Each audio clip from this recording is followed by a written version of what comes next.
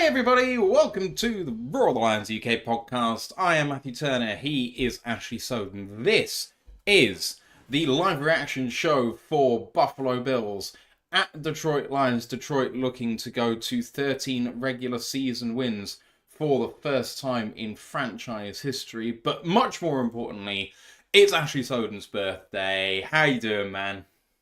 I'm doing good, doing good. Woke up with a slight hangover because I had my friends over for a party yesterday where we did a quiz about me and then did a drinking game to 50 Shades of Grey. So I was royally smashed, but hopefully the Bills will get absolutely smashed even more today on the gridiron when the Lions steamroll them. Happy birthday as well to Mike the Marine for yesterday celebrating 60 years. Beg your pardon, Mike. I hope you had a lovely day with your friends and family. And because Ash, it's his birthday exactly today, we are celebrating by saying every time there's a $10 super chat, we will take a shot. And before the show even started, Jeff Hurley came in with a $9.99 super chat. That's rounded up to 10, so we're going for it. So I'm going to pour this out. This is a double shot, Michigan shot, by the way, so I'm only going to pour half, because otherwise I'm going to get really smashed. So here's number one. Cheers, Ash.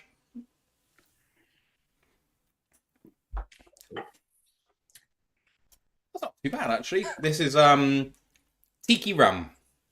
Yeah. So, yeah, all I'm right. on the TK rum, and I am on the stereotypical young person drink of apple sours. Hey, love it. Right, let's get to the actives and inactives for this game, starting with the Lions.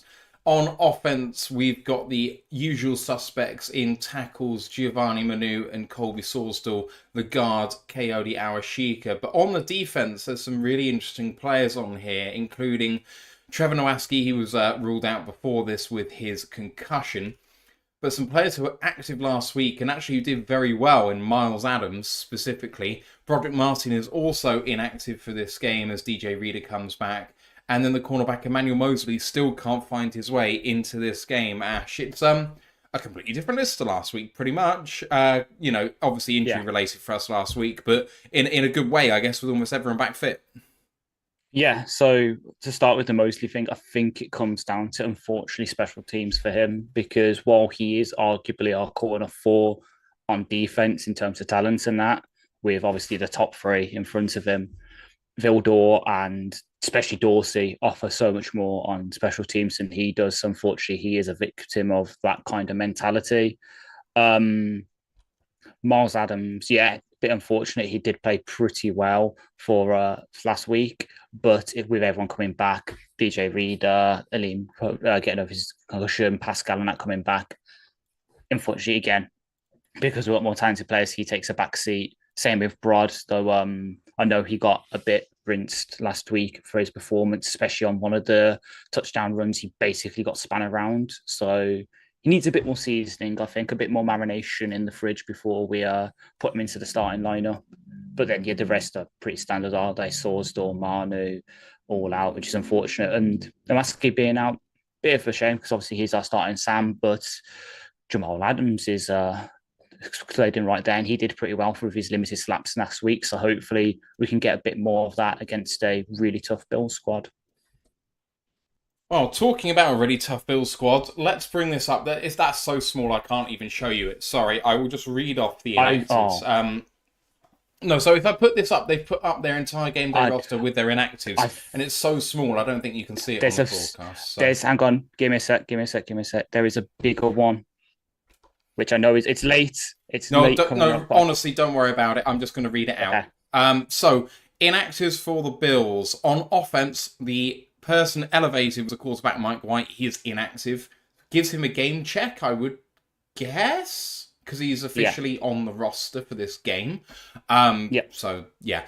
On the defensive line specifically, we've got defensive tackle Quinton Jefferson and defensive end Casey Toohill, both peripheral players.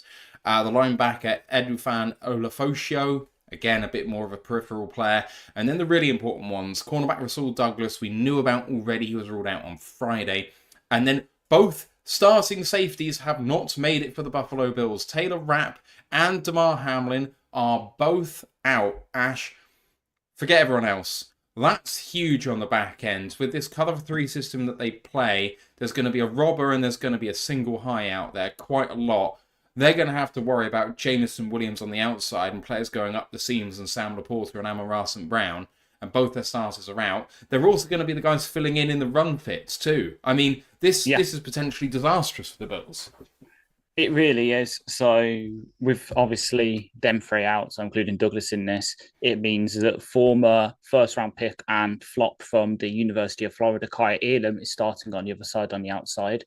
And safety, they've got the rookie Cole Bishop out of Utah, who I kind of liked a bit in this draft class, and Cam Lewis in at strong safety. That is a big weakness. I think between them, Rapp and Hamlin, between them, the past 2 seasons have played 2,246 snaps, I believe, off of Twitter seen earlier. That is a lot of starting experience you're losing. And as you said, with their cover three system, you need their strong safety to not only be able to cover running backs and tight ends, but also act as that third linebacker because, as we said on the preview on Friday night, they play base formations, the least of any team in the league. They basically run 2 linebackers 99.9% of the time. So that third box safety has to be a third linebacker. So losing that kind of know-how and that Hamlin kind of has in that role would be very damaging to them, especially in the run fits. We already thought with the way they play that this would be a great sort of gap inside zone Monty game. I know Gibbs can do it as well, but Monty's the quintessential batting ram of the two backs. This just makes that even more. And then with the sort of their starting corner out on the other side, Rousseau Douglas is a veteran. The outside zone also becomes a bit more open to the stretch runs, the toss plays, and all that because you're bringing a guy who has played a few games in the league since he's been picked in the first round, but hasn't been very good. I don't want to disparage the guy I'm about to make, but ELM is basically the Bills version of Jeff Okuda. We all saw what that experience was with him, so we know how to kind of attack that in our minds, and hopefully Ben, having been around that, will also know how to attack it. It's really good news for us having them out. The rest, obviously, Mike Watt being out, I bet some teams would really love to have him on their squads right now because they're down in the depths, just looking like the Saints and that. And then the rest, either they were people on IR who they've just activated but still need another week just to get fully ready, or they're just standard inactive. So it really is those 3 secondary players that will really hurt them. Like, we already got the advantage in the trenches. Now we've got more of an advantage against their secondary as well. Right, let's very briefly go through the teams that are actually playing in this game because kickoff is about 5 minutes away. So on offense for the Lions, I'm hoping I've done all of these up to date. I'm pretty sure I have. Goff at quarterback, Monty at running back, wide receivers, St. Brown, Williams, and Patrick. Tight end Laporta. No, I haven't updated this because Skipper's still in. Apologies, everybody. It's not Skipper. It's Taylor, Decker, Glasgow, Ragnall, Zeitler, and Sewell on the offense for the Lions. On defense, in fact, it's been a long time since I've looked at this, so it's still wrong. Never mind. Ignore me. I'm a fool. So, on the edge, it's going to be maybe Al-Kazim Mohammed, maybe Levi Onwuzurike. Then it's going to be Aleem McNeil and DJ Reader with Zadarius Smith on the other side. Linebacker is going to be Jack Campbell and maybe Quan Alexander. Don't know who that's starting. Yeah, it'd be Quan for me. Nickelback is Amik Robertson. Outside corners, Davis and Arnold. And then safeties, Branch and Joseph. I've definitely got it right for the Bills because that's who I worry about more when I'm doing the graphics. On offense, Josh Allen at quarterback, James Cook at running back, wide receivers, Keon Coleman, rookie, Amari Cooper, Khalil Shakir, tight end Dalton Kincaid, front 5, Dawkins, Edwards, McGovern, Torrance, and Spencer Brown. On the defense,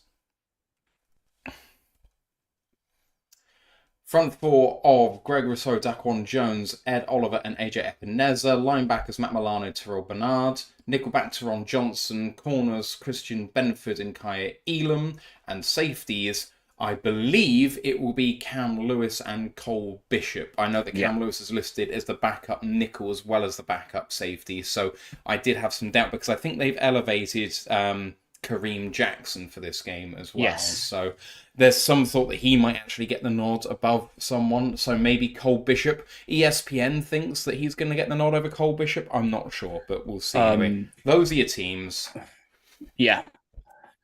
it has to be. I mean, for me, advantage in every facet of this game goes to the Lions now. I mean, in the trenches, I just think the Lions have the best of it, including the Lions' defensive line over the Bills' offensive line. I know the two tackles for the Bills and the centre have had good seasons, but the Lions have consistently got pressure all season, even with Hutchinson going down.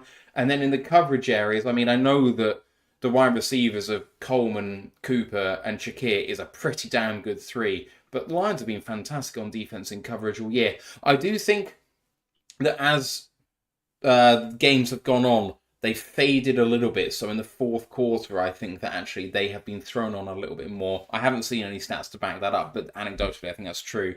And then on the other side of the ball, it's just opened up so much as we've been talking about before. So maybe focusing on that on the other side, there's not too much to talk about compared to the preview that we did for the Bills' offense against our defense. It's more about belief of what we thought in the beginning, I guess. Yeah, 100%. So I know in there's been a tweet out saying in warm-ups it is Cam Lewis starting at that strong safety spot, but I won't be surprised if Jackson does rotate in. Just, hope he doesn't do a Kareem Jackson and absolutely wipe out Goff, because that would be horrific for us. But coverage is going live, by the way. Oh, perfect. Lions I know have that the Bills won and deferred, which is a good choice, I believe. But yeah, there's no difference really to our preview. Oh my god, the black line does look really good, doesn't it? It looks great. Guys in the chat, please get your score predictions in now as the kickoff is away. And into the end zone about 7 yards deep, and touchback coming out to the 30-yard line. Are we about equal? Yes. So I can see Mr. Goff coming out in that beautiful, beautiful blue helmet. Excellent. And black and blue jersey. Right. First snap is coming up now. Here are your Lions starters in a different graphic.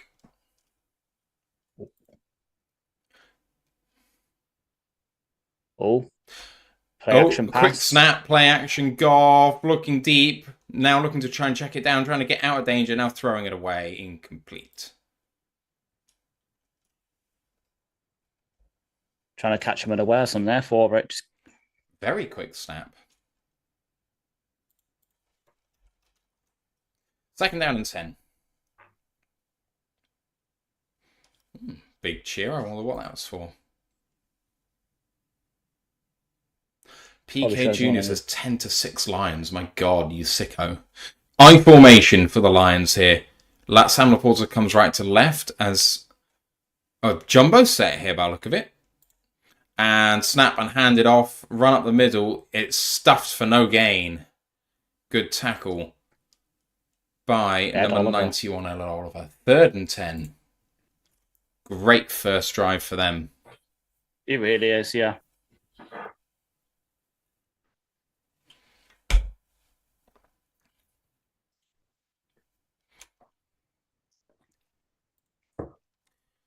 This is going to be a very, very quick first possession. Monty checks back in at running back after coming down from the far sideline. Amon-Ra in motion. Goff throws over the middle and looking towards Jameson Williams, incomplete. Goff just threw. It kind of came out of his hand a bit weird. Yeah. Actually, if Goff hits Jamo, I think the defender might be there first. So in some ways, it's a bit of a blessing in disguise because the route's almost jumped. 4th down and 10, and the punt is going to be coming. I think you're probably a couple of seconds ahead of me by the sounds of it, but punt away by Jack Fox. Good coverage by the Lions. Caught and trying to beat Dorsey. Does beat Dorsey. And down at the 27-yard line. Good return by number 29, which is Corrington. Yeah. Bills take over. Not an ideal first possession. Yeah, it really isn't. Just good play on by the Bills on 1st and 2nd down and 3rd down. Just a bit of miscommunication between Jeremy and Goff, I guess, because as you say, he throws it away from this sort of coverage. And Jamo is just a bit too stuck on his feet and isn't able to reach out and grab it. Mm-hmm. Right. Josh Allen breaks the huddle. 1st down and 10 at the 27.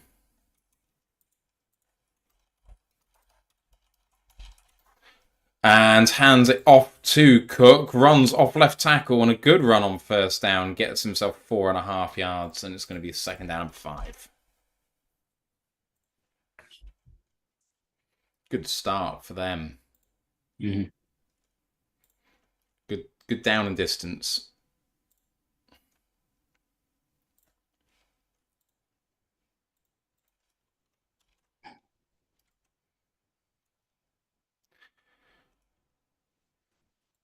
All right. Goes into shotgun. Shakir in motion. Fake handoff to him. Looking down the field. Going to go deep down the field. 1-on-1. And lovely throw and catch to number 26. Ty Johnson coming back home. And a first down after a big gainer. Rats. Just a 1-on-1 being taken there. And a 33-yard throw and catch. Yeah. It's decent coverage from Quan. It is. Linebacker versus running back. First down and 10 for the Bills.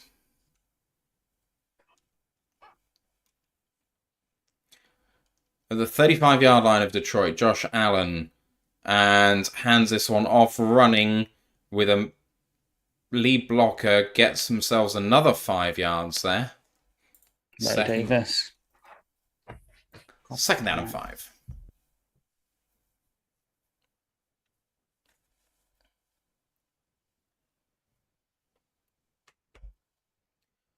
All right. Lions need to go to work here. Josh Pascal, of course, getting the start for the Lions, who I've neglected to mention. I've just seen Colton just check out of the game. Vildor's in the game on this near side. Allen in empty. Got to get this play off 1 second ago. Does get it off. Need to get a quick throw out there. He's going to escape forward. Fakes the throw. Now throws towards the end zone. Oh, what a play by Kindle Vildor in the end zone. And he breaks it up. That was scary for a second. Jesus. When I saw exactly who that was in the end zone, my heart did flutter a little bit. It's a good play by Khalil Shakir. And I tell you what, Vildor's a little handsy there, but a good play. I mean, he got away with it. And he got his hand there. Yeah. Well done. Should have been a flag, but never mind. 3rd and 5.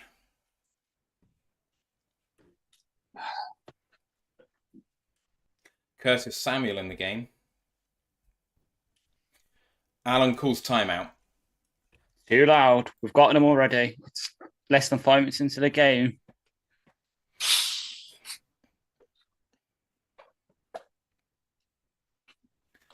Oh, man. Chelsea won again.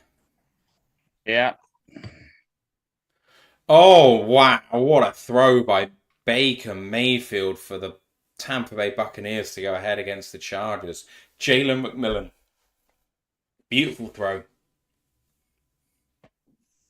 Nick Chubb has broken his foot. Yeah. Yikes. Right, here we go. 3rd down and 5. What can the Lions do? Can they get off the field?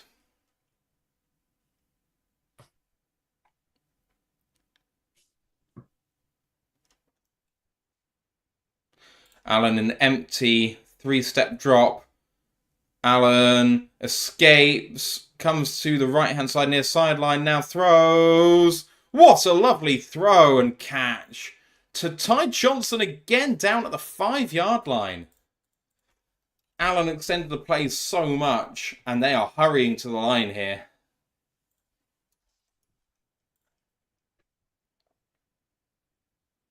First down and goal at the 6. And hand it off up the middle. What a touchdown-saving tackle that is. Kirby. Second down and goal from the 1.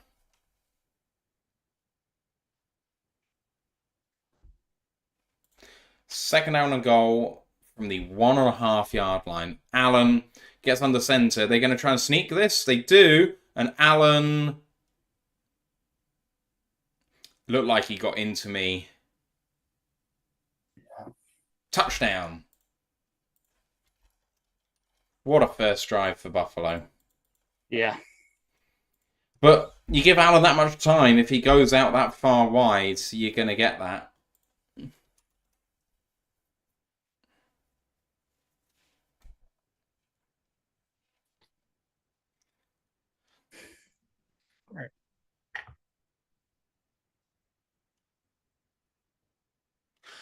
If that ball is just lying there on top, I'd love to see a Lion try and go and punch that out.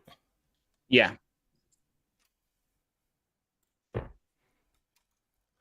6-0 Bills.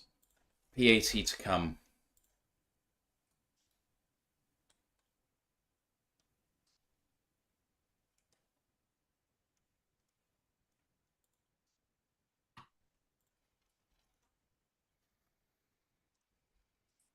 Jeff wishes you a happy birthday, Ash. Thank you, Jeff.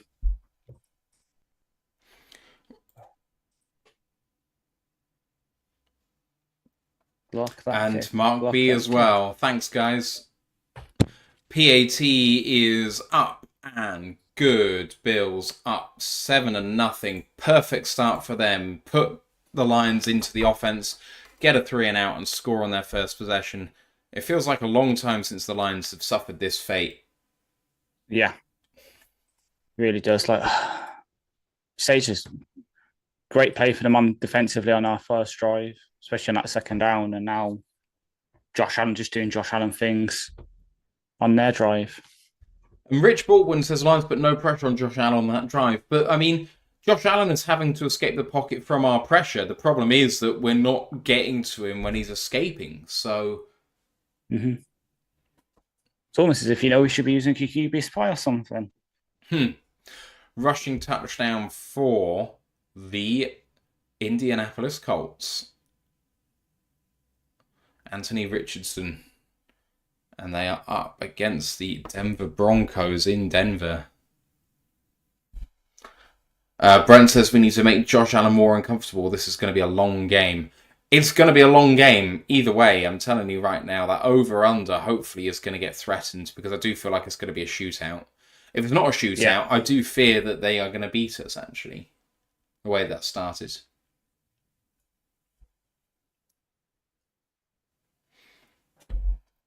Grandad says, oh, is it a bloke's birthday? Check the pinned message on YouTube, my guy.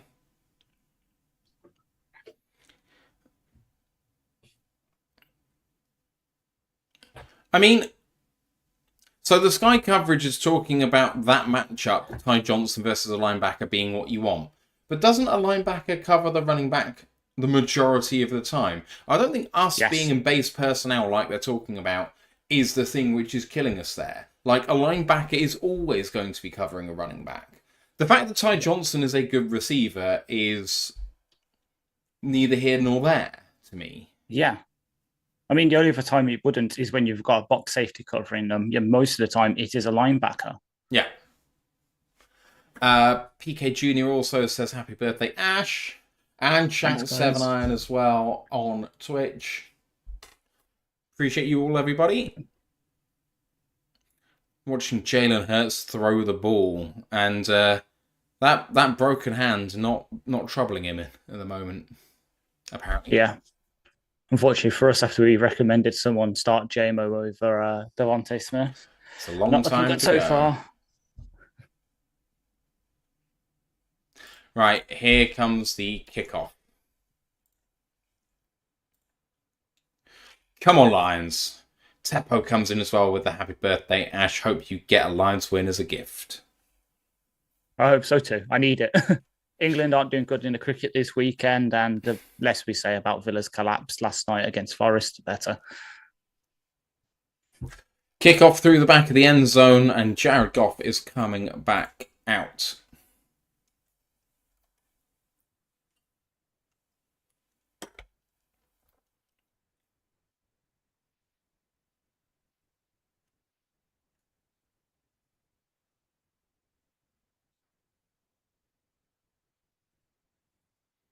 Ugh. They've just shown us a big throw there. So annoying to watch. Goff hands it off, and Monty manages to get a yard, and that's it. 2nd down and 9. The Bills are so aggressive getting up the field. Yeah, they're really trying to pinch on that line as well. So, but the way it's time to. The way those edge players come out, though, that should be giving loads of gaps in between the pinching DTs and the outside edge players, but the linebackers are just crashing down and filling those holes greatly.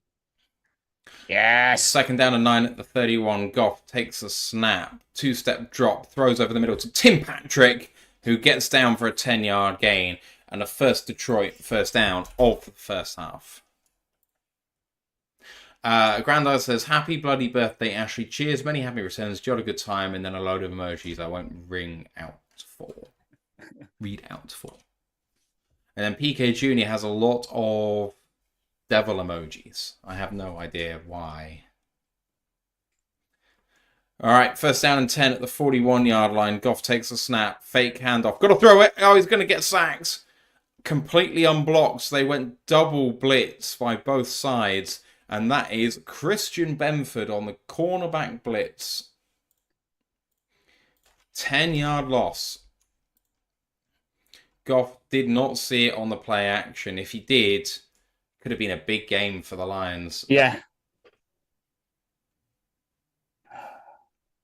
Could have hit Amaral, but obviously, as you say, just didn't see him. It's just that it's a long developing route. As you can see, it was like a sort of stop and go. Second and 20 from the 33 now. Goff in shotgun takes a snap, 2-step drop, looking right, quick throw to Amon-Ra St. Brown for a gain of 6, and it's going to be 3rd and 12.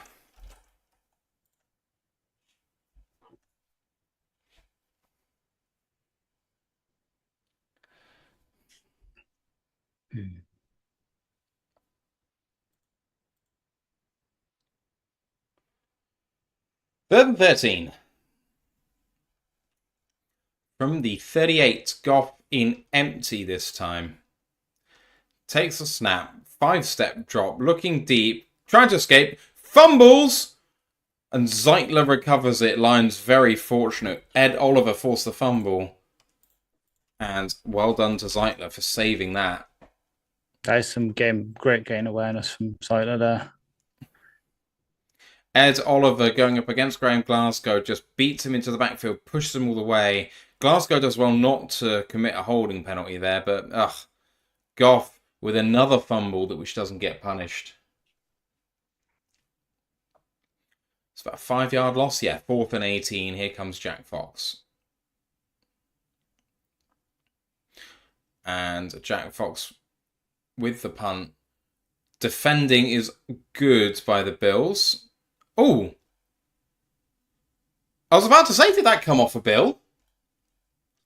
But it was recovered by Covington.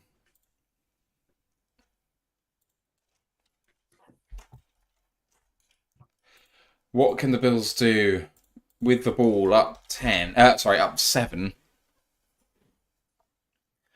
Ash, it couldn't have gone much worse for you on your birthday so far. Yep. Very much. And like to the point where people are already tweeting, oh yeah, can we paint over the black line over at halftime? I'm just like, But I don't think it's the colour which is affecting the play. I know. And look, but to be fair, I did point out the Ed Oliver matchup in the preview. Like that is the one advantage they had. Maybe it is Oliver versus Glasgow. And it's come to bear so far, unfortunately. Freeland says this is a terrible start. The Lions have had bad first quarters before and they've come back from it notably. We went 10-0 down against somebody before scoring 21 in the second quarter. Green Bay. Thank you. Lions bad guy fan Johnny K says Lions are definitely getting tested, but that's okay. At some point you've got to play a team as good as you. As good as you, baby butter. Not sure what the hell that means. And you have to be able to come out on top. Not every game is going to be easy. Exactly. Like, as you said, we've been here before, though. Like, there's the Green Bay game earlier this year where we had a bit in a hole. The Vikings game where we've really got into a hole. Like, pretty much the same as this. The 3 and out on offense, they had the really good rushing touchdown with what's his name? They've got Aaron Jones, of course. Experiment says it was the Vikings game, by the way. I was talking about. Was it Vikings? It was in division. We had the same. It was in division. I didn't think there was, as I say, there was a similar bit against the Packers the first game, wasn't there? Where we've done it. We can do it before. It's little tiny things. So, for example, that blitz from the Pills really good. They bring it from the right hand, both sides. Obviously, Monty picks up the guy from the right hand side because he's on that side. And yeah, if Goff turns around like half a second early and just feathers it to Amaral. Could be a big game. It's just a matter of little timing and that. I think Adostil's absolutely right in the YouTube chat. Says Bills are dictating our play calling. We can't establish a run and being forced to throw, which Ben hates. Yeah. 100% agree. Bit of chat in the Twitch. Experiment says, look like the overconfident Lion fans will be learning a lesson today. If so, that'll be me. I'll take my medicine. Shank says, it's early, why the hate? And Experiment replying, not hating, but our fan base has gotten overly confident in my humble opinion. And I agree. But there we go. Right, here comes the Bills.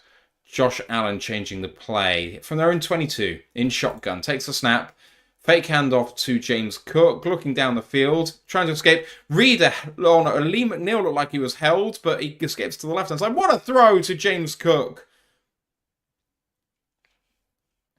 That looked like there was a massive hold in there. Aleem McNeil, it's not called.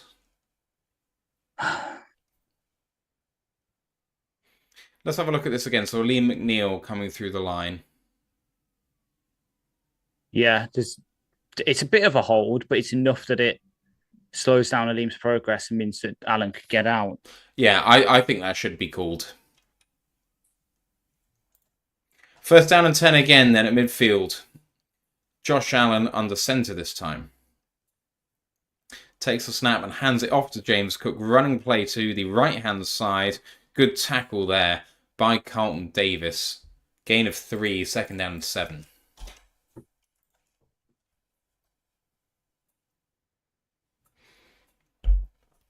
Brent says, starting to wonder if Mahogany wouldn't be a better option at left guard. Graham Glasgow isn't having a great season. I think Graham's been absolutely fine. He's not been great, but I don't think he's been bad. Mahogany has had was it 3 professional snaps on defense? Yeah. On offense? It's not enough. And he got a flat and he got a fine on one of the snaps. Yeah.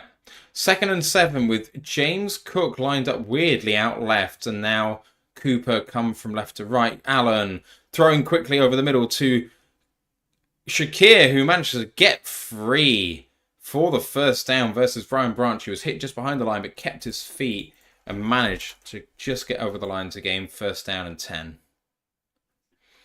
Branch with good coverage against Khalil Shakir, but he is fantastic. One of the better slot receivers in the league.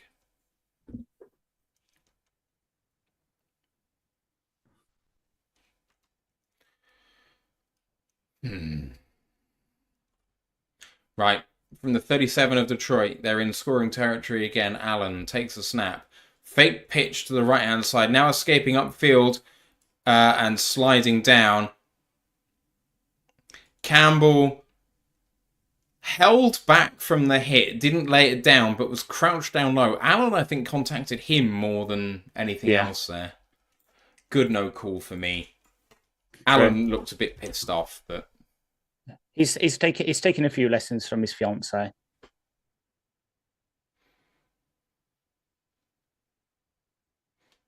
I will leave that there. Second down 4 at the Detroit 31. Allen changes the play. In shotgun, takes the snap.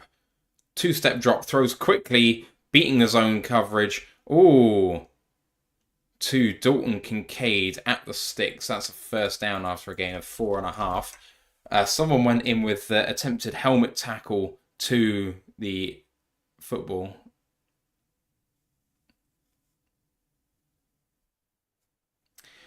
The coverage just showed that Campbell grazed Allen's helmet and they're saying that it should be a flag. I guess I can't disagree in the letter of the law, but it would be super soft. Especially since they're not calling his holds, they're not calling. I think it was a full start as well on one of the Bills' offensive snaps. Fake handoff, and Allen quarterback run, and good tackle by Jack Campbell. Gain of 4.5, second down and 5. Play calling by the Bills have been great on offense so far. Yeah. As Hurts fumbles the ball. God damn it. Love it. I don't. I've got him on my fantasy. Oh, no. Actually, yeah, fumble it all you want. I've benched him because it's the one I've got to buy. So I've benched all my players so in case they get injured. Second and 6. At the 22-yard line of Detroit, handed off to James Cook. Big gap, huge gap, all the way down at the 10-yard line. To the 9.5, first down and goal from there. Yikes.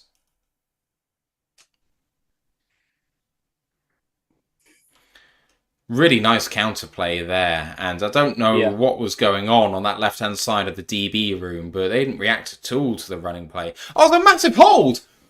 There's a horse collar on a Lions defender there. The DB, I just saw it as I was talking about it. Fuck's sake. First down and goal from the 10. Allen hands it off again to James Cook, runs up the middle. Aggressive tackle, but it doesn't get him down until the 4-yard line. Second down and 4. Bills are having it all their own way this first half. Yeah.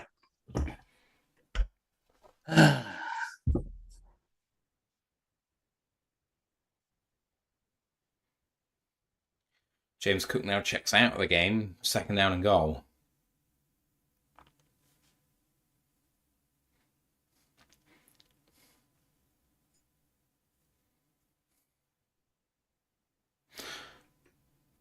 Allen. Fake handoff. Oh, wow. Completely untouched.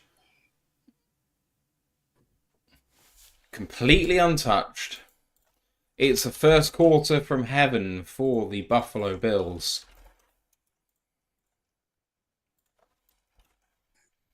13-0. They've got all of these players lined up on the right-hand side of the formation. And then it's a counter quarterback run. Everyone runs to the left. Allen with one blocker goes to the right, and that's good enough.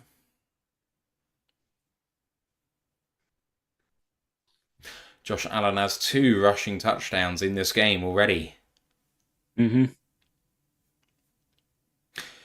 PAT is up and straight through the middle, 14-0.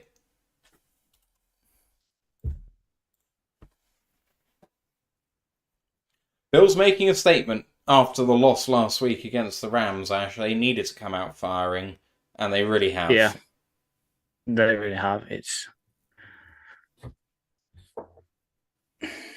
offensively we need stuff, but defensively we just need to set the edge. Like, I thought that having Pascal back would help with that, but so far just we've got nothing. Is it maybe the fact that we're down? I know Quan Alexander, when we signed him, was the PFF's highest graded linebacker, but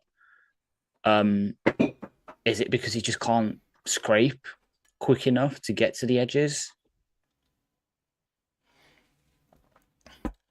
Those who are losing faith do not know these lines. I'll just say that right now.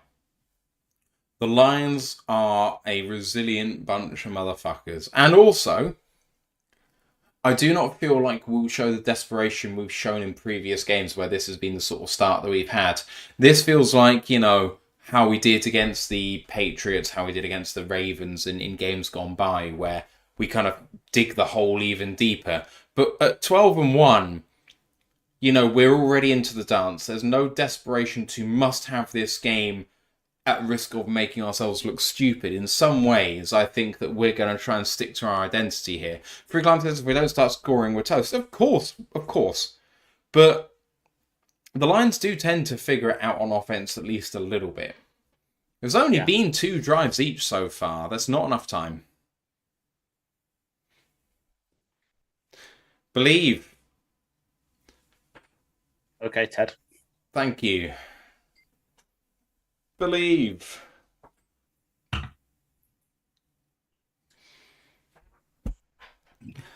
Jonathan Foster says, got to keep Allen in the pocket. Yeah, but you also have to rush him a bit, because if you keep him in the pocket but he can throw, then he'll deliver the ball like he does to Ty Johnson there, and you're going to be in big trouble. So, yeah.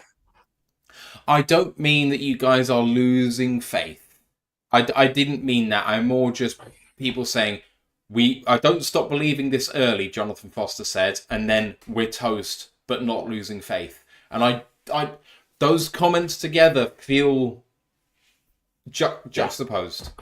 But yes, Tony Poole, 1984. Let's have a look at this tweet that Experiment has sent.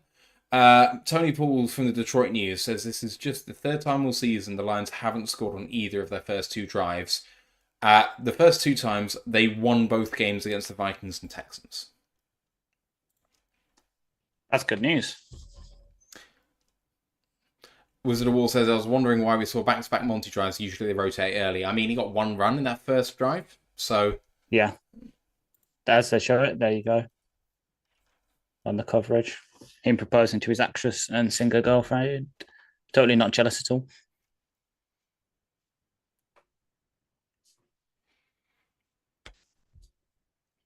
As we get tackled for lost. Is that Gibbs? Oh, no. Yeah, it was Gibbs, yeah. Loss of 2 on the play. They only cut to the coverage very late.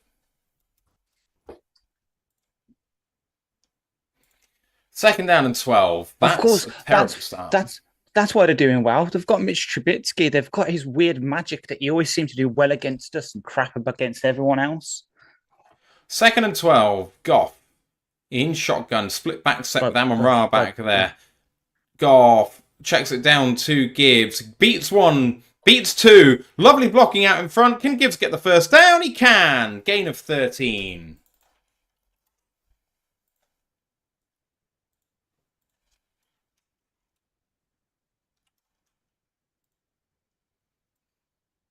Should have been tackled initially there, Gibbs, and it would have been a small loss. Yeah. First down and 10 for the Lions at the 41-yard line.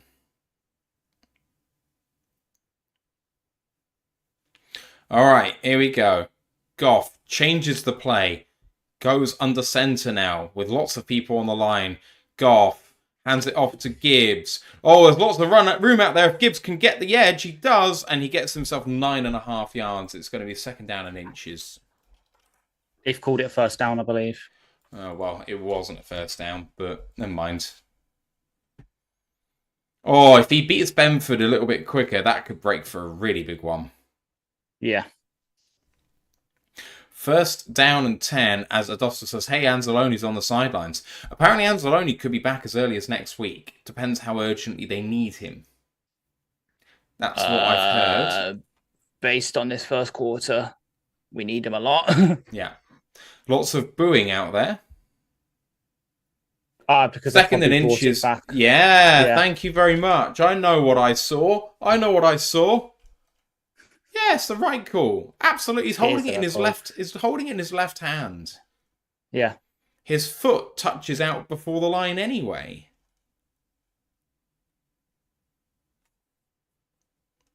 I sense trickery. I actually kind of like second down and a half yard compared to first down and 10. Yeah. Right. Fullback comes out into What did I say? possession. What did I say? Goff. What did I say? Monty throws it back to Goff. Goff is going to throw deep. Lovely throw to Amon-Ra St. Brown for a big gain. Of the way you're celebrating, I'm very disappointed with the play because I thought it was a touchdown. Can't celebrate like that, man. I said I sense trickery. I sense trickery. And it was trickery. Well, yeah, but so disappointed in you. Disappointed. You know me. You know I celebrate trick plays. I love that. I'm not Jeremy. Ooh. Feisty. We really need this. We do, yeah. And that's the end of the first quarter. I'm just putting the stats up on the thing at the moment.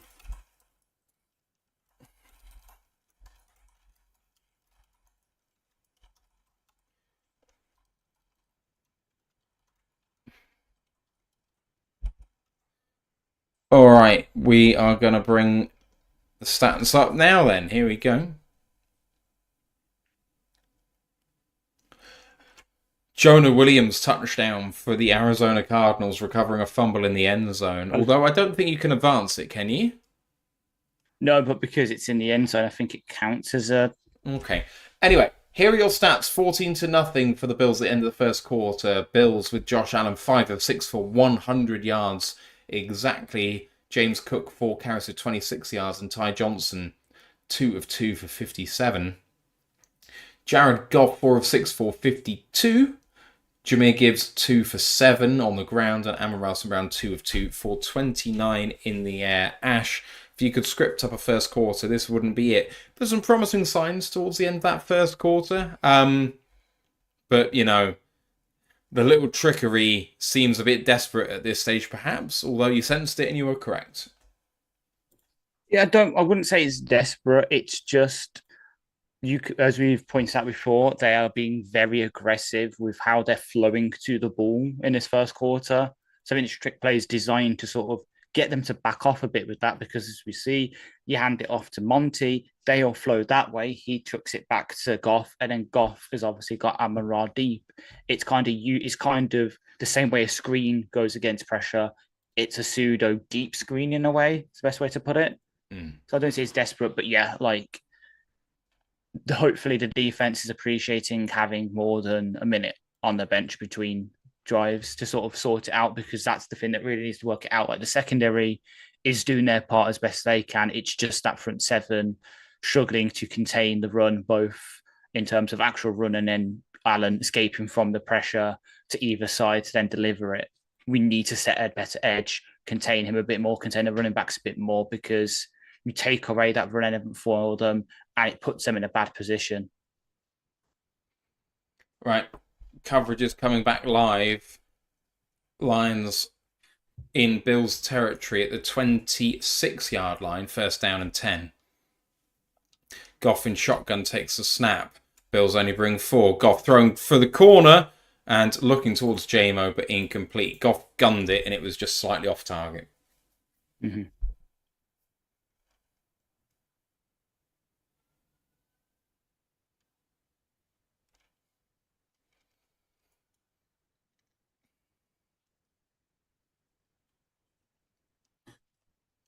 All right. Split backfield. Amon-Ra again in motion from the split back, but a handoff to Gibbs. Lovely play by the Lions and a good run by Gibbs for 13 yards in the first down. So exactly the same look as he had last time, with Amon-Ra and Brown lined up on the left-hand side of the split, goes in motion to the right-hand side. Last time it was a pass by Goff looking towards the right-hand side of the formation. This time fakes that and hands it off to Gibbs running left, playing on their tendencies, and now first down and 10 at 13. Exactly. Goff in shotgun. Takes a snap and hands this one off to Gibbs. Oh, he should have gone outside. That would have been so free. Instead, checks back inside. Only gains 1. Second down and 9.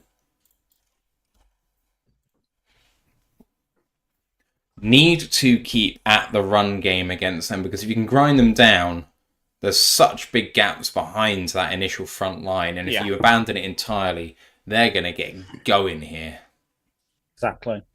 Second and 9 at the 12. Goff takes a snap. They're bringing 5. Oh, and it was going to be a screen pass, but Gibbs slipped. And it would have probably been blown up anyway. Third down and 9. Lions in trouble a little bit here. Field goal would be very disappointing. Ugh. Even if Gibbs hadn't slipped, I don't think that would have gone for much. Come on, guess one, Danko. Third and 9. Oh. From the 12. On the bottom. Goff in shotgun. Oh. Kills the play. Third and 9. Too much for a cushion on the bottom. It's too much for a cushion on the bottom. Goff. Escaping to the right-hand side. Can he throw? Dumps it off. Patrick, touchdown Detroit! What a reach by Tim fucking Patrick! Huge! Huge play! Huge. In the context of this game, that could be absolutely massive. The swing there is huge. Extends with the hand. Nothing's down. The ball is over the line. That's a touchdown. 3 in 2 games for Tim Patrick.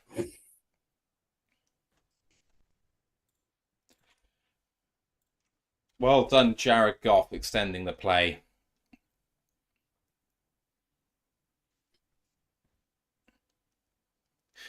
And PAT is excellent. Well done. 14-7 ball game. All right. Can Detroit flip the script entirely now? They're going to be kicking off for the first time in this game. If they can get a 3 and out and then Detroit score, we're all back to parity. I believe. Same. So I've just noticed, and it's a small thing, a Nike jersey but Adidas gloves. Sorry, what? Say again. Tim Patrick, I just noticed as you watch on the touchdown, he's obviously the jerseys are Nike, but he's wearing Adidas gloves. It's just annoying me a bit. You know what I'm like? I like the consistency. Basically, I get it. Nike gloves are really bad.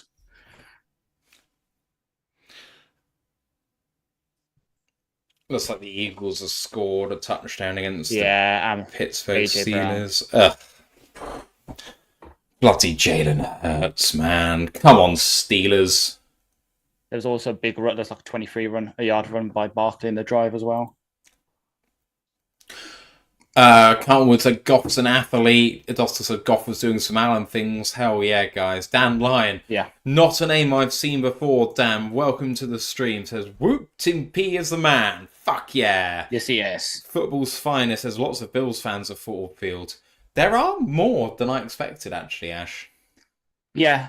I guess it's because it's the Lake Erie derby, to use like our terminology. Like it's relatively local. I know it's like a 5-hour drive or something, but in American terms, it's close that's very enough. local. In America, yeah, in America that's very local. For us, that's obviously ages.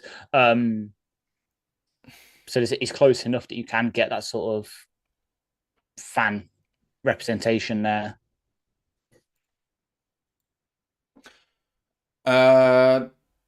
I mean, I'm just surprised that any Lions fans would give up their ticket. I know that with the season ticket prices going up, you can't blame any season ticket holders for selling the really expensive games, especially when the tickets got up as high as $500 a ticket minimum for this game today.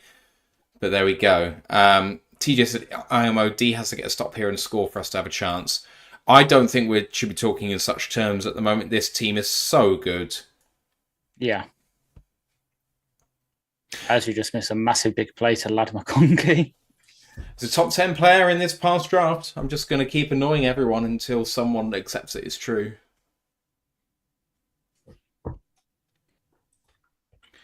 It's such a difference for this Chargers team when he's in the game. I called him Amon-Ra on steroids during the draft process. I did. You'd be wrong? Well, he's slightly taller and slightly faster, and he does very similar things. So that was the point. I would happily take Amon-Ra over Lad McConkey in a strength contest. Yes, I probably would as well.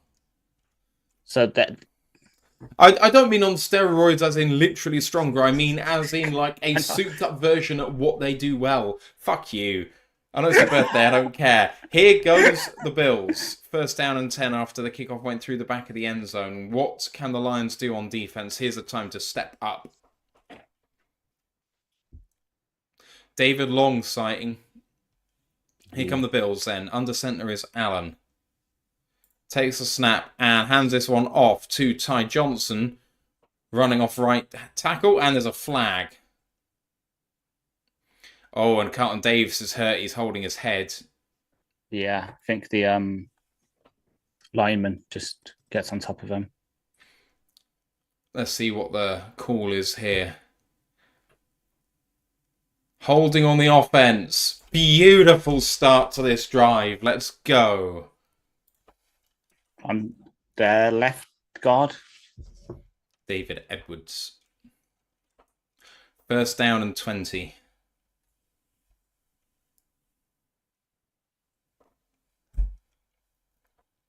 Carlton Davis with the helmet off and down on the field. It's going to bring Kindle Vildor back into the game. Yeah. Hopefully this is just going to be a play out, but he got hit in the head. I wouldn't be surprised if he goes into the blue tent for a concussion evaluation. Yeah. Experiment says, does the lad block? Lad does block, and he blocks with enthusiasm, but he doesn't Because he's slightly taller, he doesn't have the low centre of gravity that Amon-Ra has. He's a bit thinner. Yeah. Thinner and taller. Right. Lions substituting on defence. More coverage players coming in the game, I think. 1st and 20. Single high for the Lions. Allen looking to throw. Lots of time to throw. Over the middle. Cross a route. Big gainer and a first down. 1 yard shy, I think. 19-yard gain. 2nd down and 1. Was that Kincaid? Knox. Fucking hate both of them. Bastards. Yeah, I think Kincaid's 87. Knox is 88. Second and 1. Allen hands it off. Oh, should have been hit short, but he in fact gets himself 3 yards. Ty John. No, it's Ray Davis, sorry. First down and 10.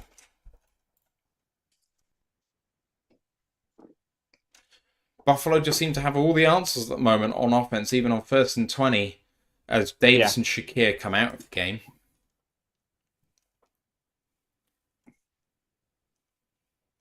First and 10.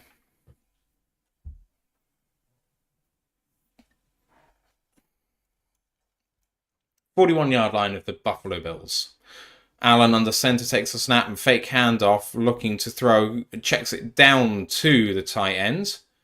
That's Dawson Knox, and that's a gain of 3, 2nd down and 7.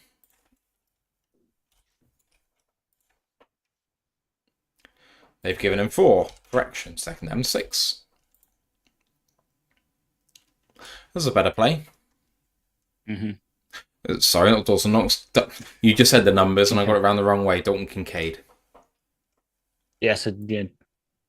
It's in your defense, 86 and 88 in there, like sort of font is based. It looks very similar, especially from the distance of the TV camera. 2nd and 6 at the 45 of Buffalo, and handed off to James Cook. Run up the middle, get him down. Run for 3 yards. David Long on the tackle. 3rd and 3. Nope. Who was it? Ezekiel Turner. Yes. 3rd and 2. Correction. Supposedly CBS has still not acknowledged that Colin Davis has left the game. Well, they're just not very good, are they? 3rd 3rd and 2. Can the Lions get a stop here? It's at the 49-yard line of Buffalo. You got to assume this is 4-down territory for them here. Josh Allen, the left tackle, again went early, not called. Allen with lots of time to throw. Throws with a bull over the middle, incomplete. You've got to assume they're going for this. Offense is staying out there. The left tackle went so early that time, it's not even funny. Yeah. Oh, and the linebacker almost got to that. 4th and 2. Are they going to go for it? Or are they going to try and draw it offside, as the coverage has just said? At the 49-yard line, Allen in empty. I think they should snap it. They've got to go for it if they're going to go for it. They do snap it. Lions bring only 4. Lovely throw, lovely catch by Ty Johnson again. On the wheel route. Completely unguarded. First down and 10. Huge play for the Bills. 31-yard gain.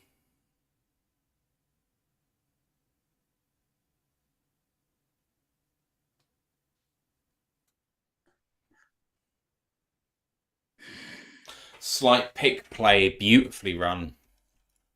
First down and 10 at the 20-yard line.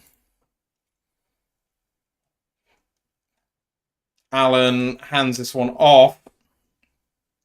Ray Davis gets himself 7 yards, 2nd and 3. Ty Johnson's already got a career high in receiving yards. He's a good matchup nightmare for us.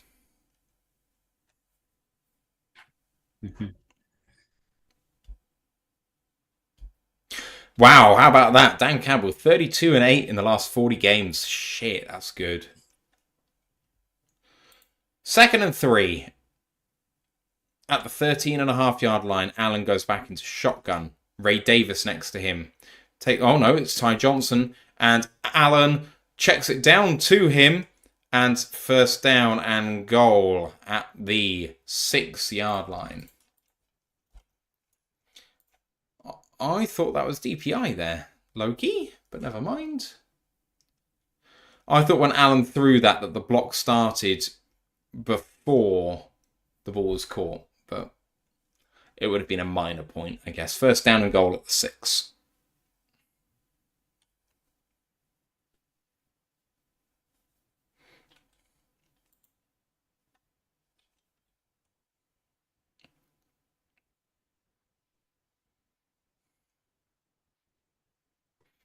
James Cook, handoff in shotgun, and he is in untouched. A beautiful drive by the Bills. 3 drives, 3 scores.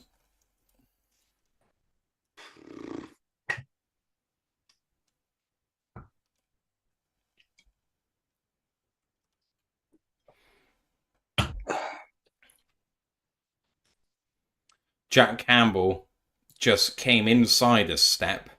If he'd gone outside with the running back, he would have been good, but he's kind of reading Allen's running abilities, and that makes it so hard for him. Yeah. He's always behind it. 20-7 with the PAT to come from the left hash. Snap's good, holds good. PAT's through. 21-7 for the Bills.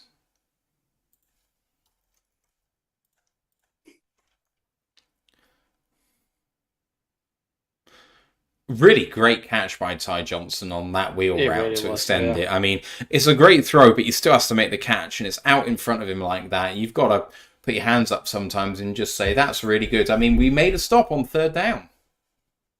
Yeah.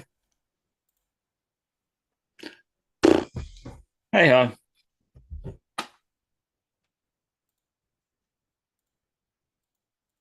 oh, Baker.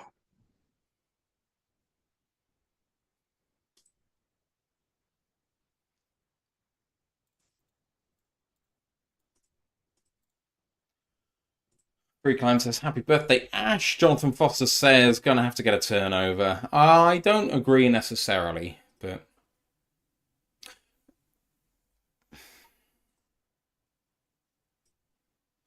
Chargers lead by 7. PK Jr. says, if I send any emojis, just know it's my son. He thinks you guys are cool. Thanks, man. Thank you. Appreciate that. Carlton is being evaluated for a concussion and is also questionable with a jaw injury. Ouch. Sounds like Aleem. Yeah. And it seems that Southampton have joined New Orleans to be the second Saints this season to get rid of their manager. Oh, he's gone. Okay. They've just sacked Russell Martin. That seems very harsh. Yeah, it's not on him. They just didn't invest in the team. At least he kind of stuck it out of an identity with them. But, getting beat heavily by Spurs will probably do that to a team. What was the score in the end? I thought it was 4-0. I think it finished 5-0. Yeah, finished 5-0. Jesus. What a lovely throw by Bo Nix, my word.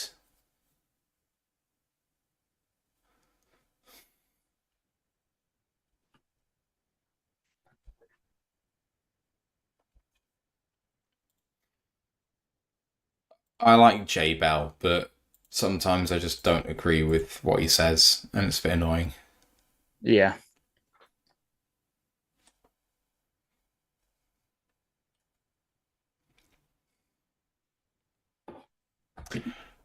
Time to break up the cookies.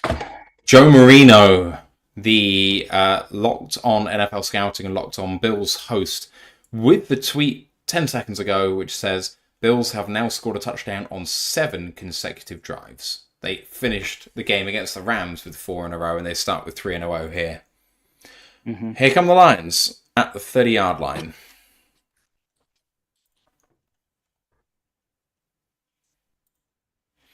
Rich Baldwin says, I'm enjoying watching the Premier League. It's a great season, to be fair. Teams keep losing. Teams keep dropping points. It's anyone's season, to be honest. At the moment, Chelsea look like the team in the ascendancy. And honestly, Forest. Won't surprise if they finish 5th and get Europa. Right, Goff under centre from the 30-yard line. Takes a snap and fake handoff. That looks like a flag all day. Is it going to come back? Don't know. Good throw to Jameson Williams for a 15-20 yard play. No obvious flag? Looks like it's a first down. I can't believe that hasn't been called. JMO on the outside against Khalil Elam on the comeback route. First down for the Lions at their own 48. Goff hands this off to Montgomery. Aggressive run up the field, but only gets himself 2.5 yards. Second down and 7.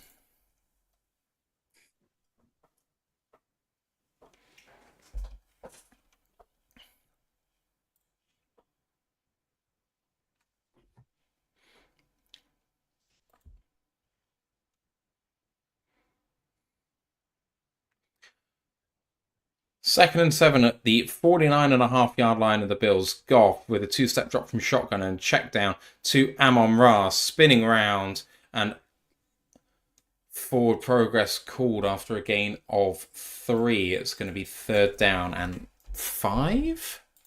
Mm-hmm.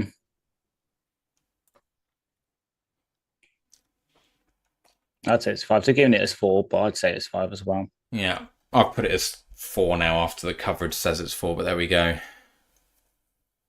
I'm going to have to stop looking at the chat because it keeps saying it. Yeah, that's 5. I can count.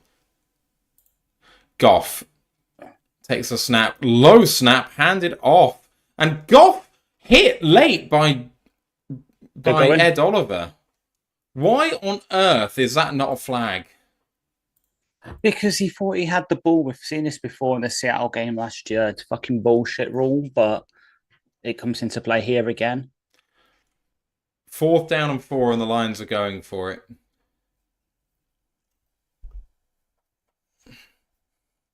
The 46-yard line of the Bills. This is now 4th and 4. Goff takes a 2-step drop. Not under pressure. Lovely throw to St. Brown at 30. At the 25, and he goes down there. Lovely throw. First time that Goff has really been able to step back like that and be protected. Yeah, Rich, if you can hold off just posting what it is for about 5 seconds, I think that you'd be good. I don't want to stop you doing it all together because it's fun if people are talking about it in the chat for sure.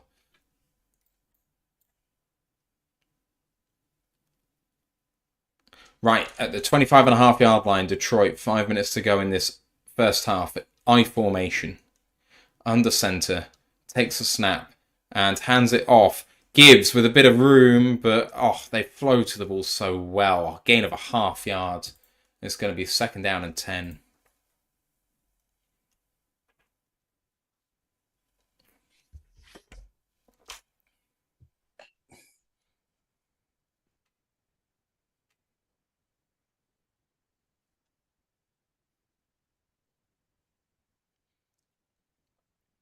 Goff then on 2nd and 10 now at the 25-yard line, dead.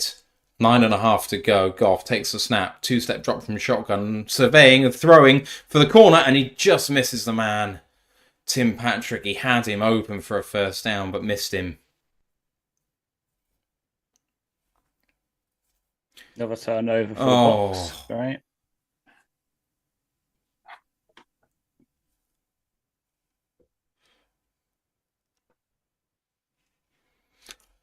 Right, 3rd and 10 for the Lions in field goal range. You don't want to take 3 here, really, but...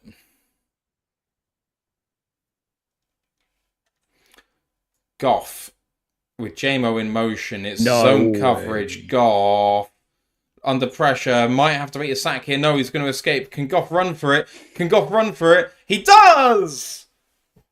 10.5 yards. I took what was one of my props, Jared Goff, more than half a yard rushing. Let's fucking go. Let's go. The fact that is actually now a play. He's always won a game now, isn't there, where he just does this? Yeah. And I'm here for it. He's good at it. It's something he didn't used to do. Shit. Monty might have a leg injury. Hence why he's now out of the game for now. Right, here we go. An I formation. Goff hands this one off. They're in the backfield. Gibbs slips the tackle, runs forward now to the 10, to the 9, and down there, 2nd down and 4.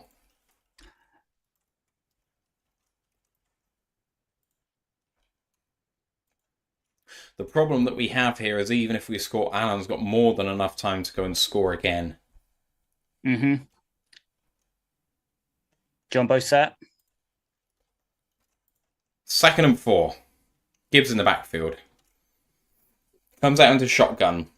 Now Goff goes under centre. No! Oh my fucking god! Goff. Fake handoff. Skipper! Ben Johnson, thank you for my beautiful gift. Thank you. Dan fucking Skipper with a receiving touchdown. Did he report eligible or is there a flag? I'm just checking. Was it Taylor Decker? I'm not sure. Touchdown. Touchdown, Dan Skipper, baby. Let's go. Fuck it. Fuck it. To you, Ben Johnson, you beautiful fucking bastard. To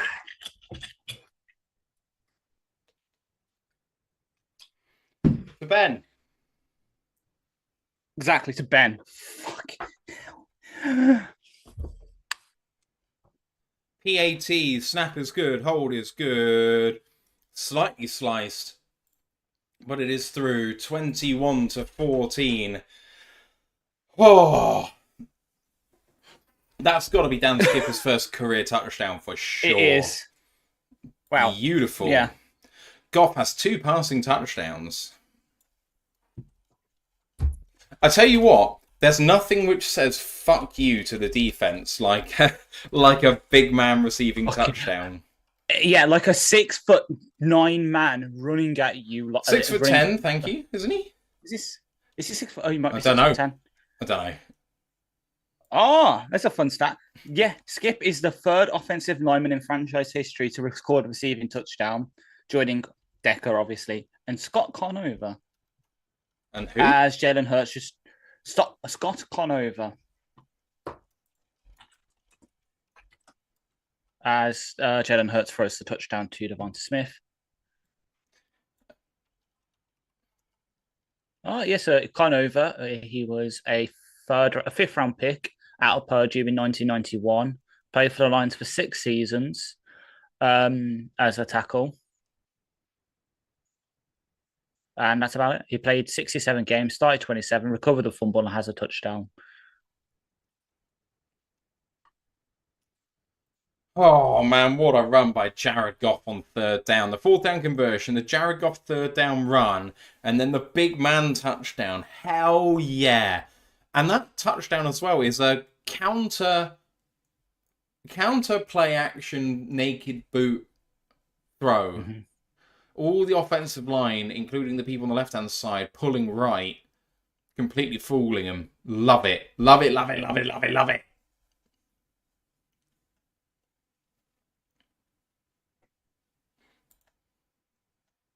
Trying to see now.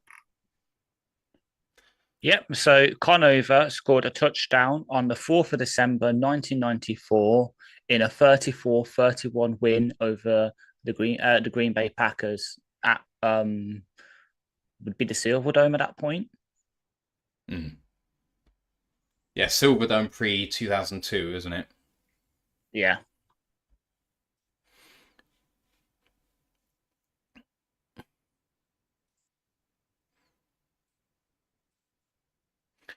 Right, so I'm just having a look at my bets and seeing what's come in. None of that's come in. Right, here's the one most likely to come in. Lions win by 11 or more, which obviously is a long way away, but it might happen. Goff two passing touchdowns or more is already in. Josh Allen 23 passing completions or more, he's got 9. Jameer Gibbs 20 and a half receiving yards, he's got 13. Khalil Shakir 57 and a half, he's only got 10. Josh Allen 39 rushing yards, he's got 15. Gibbs 67 rushing yards, he's got 27, and Gibbs and William JMO to score touchdowns. Mm-hmm. Seems like a bit of a way off, actually. Hey, never mind. Right, touchback. I've just done some research. Dan Skipper is now the tallest NFL player to score a touchdown in history. The previous record was held by Harold Carmichael, who was 6'8". And he's at least 6'9", we know. Yeah. Oh, I love the people in Christmas outfits. That's great. Right, 1st down and 10 for the Bills. What can we do here? Josh Allen. Fake toss. Under pressure. Oh, he gets away from the edge man. He's going to throw deep. Going to get hit as he throws. What a lovely throw. Fuck me. To the 10, down to the 5, there's a flag. Keon Coleman deep. What's the flag for?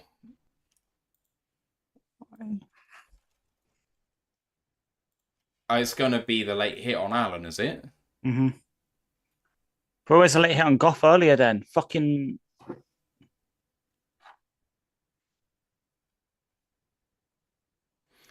I thought this was bang bang.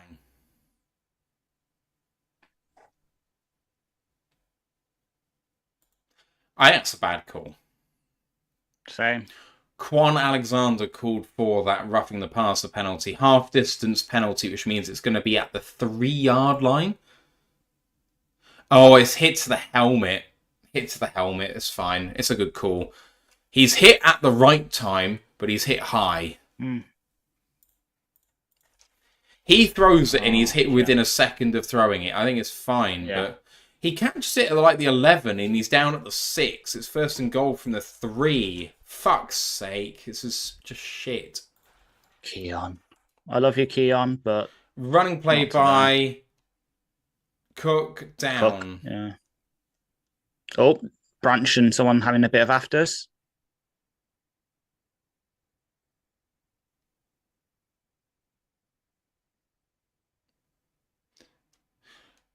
Branch just got him by the face mask. They've both got each other by face mask. It's going to be the 2-minute warning. Ay, ay, ay.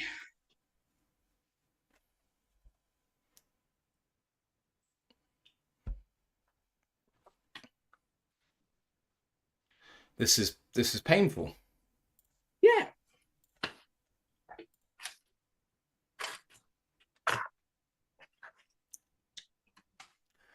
Josh Allen 10 of 12 for 225. 22.5 yards per conversion, per completion. Experiment says having a bit of after sounds nice, like you taking out for a drink.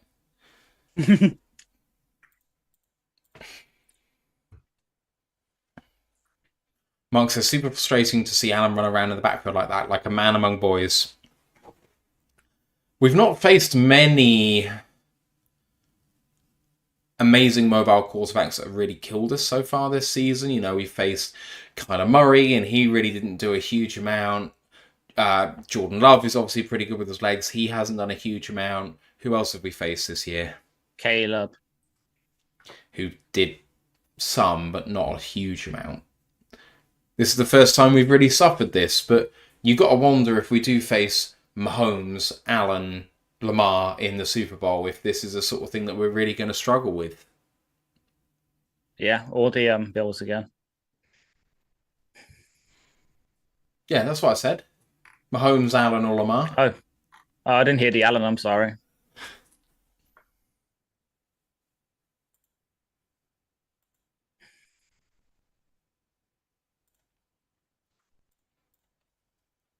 Yeah, I totally agree with Free Climb. He says this is a game where we really need Hutch. He's great as a contained player. Yeah. Well, usually Pascal is as well, but he just isn't today. I've never thought of Pascal as a massively elite guy at that. He's not. It's not. He's not elite at it, but it's his calling card. He's great at. But he's supposed to be great. It's like setting the edge, not letting anything get outside of him. So per game. Shanks with a bit of realism says most teams struggle with this. Bill's in the zone at the moment. You've got to punch him in the mouth. Yeah. I mean, okay, I know we said we haven't really been burnt by running QB so far this season. We are the 1, 37, 31st, 30, 29, 28, 27, 26th defense against QBs, rushing yards per PFR with 24.8.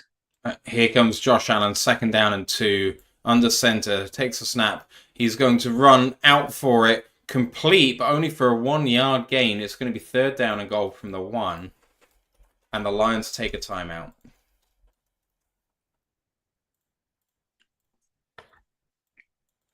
If Josh Allen had kept it, he would have been in, I think, but he didn't. 3rd down and 1. It's going to be a sneak. Can the Lions defend the sneak? I'm just saying, it's what they do from here. Yeah. If you've done the scouting report, you know this. If they don't do the sneak, fair play. But that's how they're going to line up. That's what they're going to run. So, can you do it? Play as if they're going to sneak it. Do not let him do it. Pat O'Connor in the game. Michael Neese in the game? What? No. I swear I just saw Neese. Neiman you saw. Neiman. So I saw NIE and I was like, what? The one benefit to where we are right now is at least the Lions have a chance to go down and score again. 1:53 left in this first half from the 1. Allen all alone in shotgun.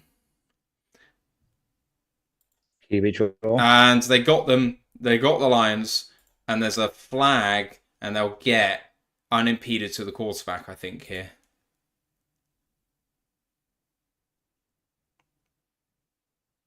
Allen calling for it to be on the Lions. Could it be a false start?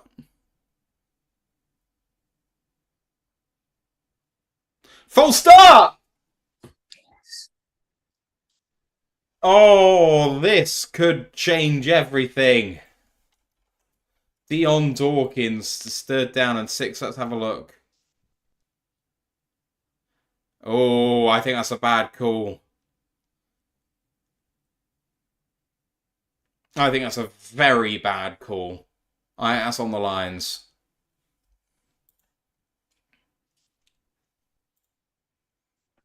$1:53 to go still. 3rd down and goal now from the 6. Come on, defense.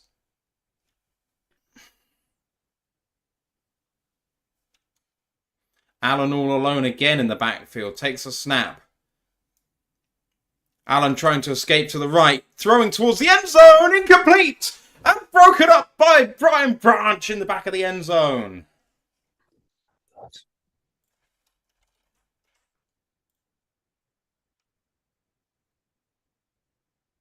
Injury on the field. Well done, Brian Branch. Great play against Matt Collins. Mm-hmm. Who's the player down? Lion defender is down. Detroit Charger with a timeout. Mm-hmm. Dan Campbell on the field looking at his man. Who is it? I'm trying to find out.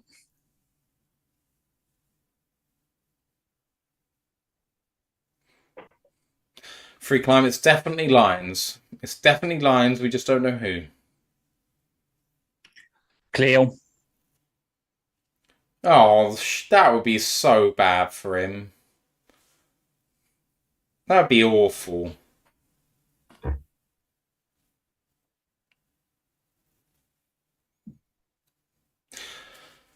So 4th down and 6. Ash, would you just take the points here? No.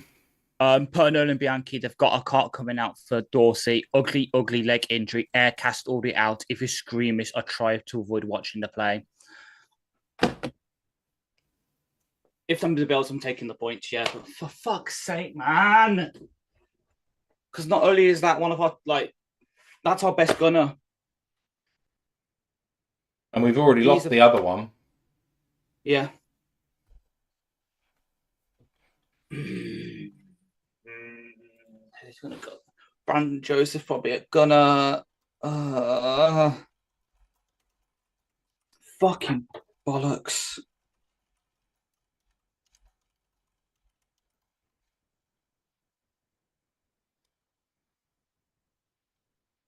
Sorry, I've just put the news in the chat because it looks like no one has said it yet.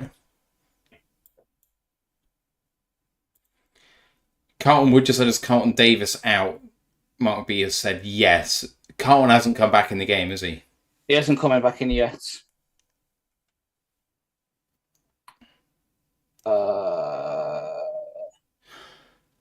Yeah. Hey, so Miss Harley Quinn, hope you're well. We have had better days so far. Carlton postulators branch going to nickel and Amit going to outside. Boy, it'd be a good day to have a backup cornerback that could, not be inactive. Yeah.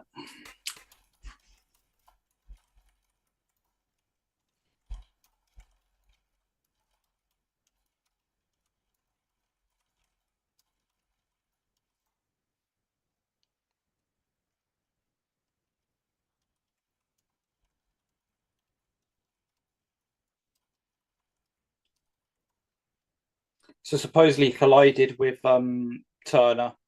Oh man, that's so it's probably a similar mechanism to the Hutch injury. Yeah.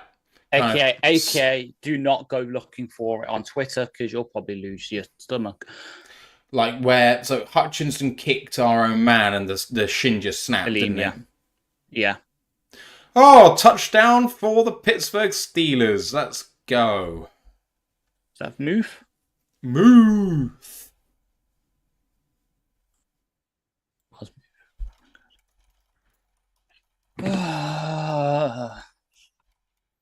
Yes, so if you've got Dorsey out and you've got Davis out, then the next up, we haven't got Rakestraw back, so the next up is... We've got Vildor. No. Just Vildor. That's it. Yeah. Fucking great. Yeah, unless as you say, you move branch down to slot, Meek outside, and then Brandon Joseph comes in. I wouldn't be playing Jamal Adams there. That's what I was about to say. That would have to be Jamal Adams back up at strong safety, unless. But see, technically, our starter Will going to our lads. He was a safety in college. Or, oh my God, do you do it? Do you give Vaki snaps a safety? No. Yeah. Yeah, definitely got to look at it because I haven't seen a picture or anything, but supposedly his foot is facing the wrong way. Yeah, I don't want to see it. Yeah, that's not good. Fucking hell. I have been dying to go to the loo, and I've been holding on for the end of the half. All right, I'll see you in a second. Just go. I'll handle this. So guys, sports for me sucks this week, eh?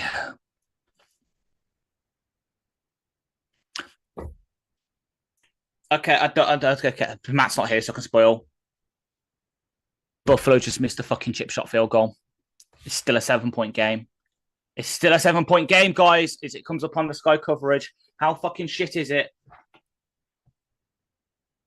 Fucking wide right, you fucking pricks.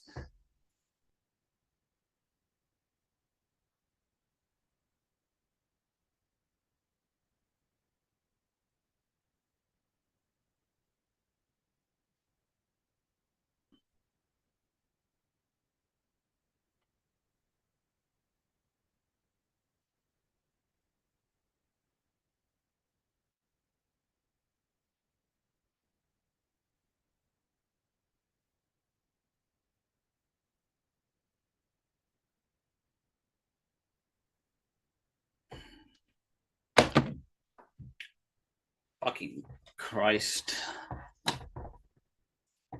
And Matt's not here, so I'm gonna have to. Yeah, I mean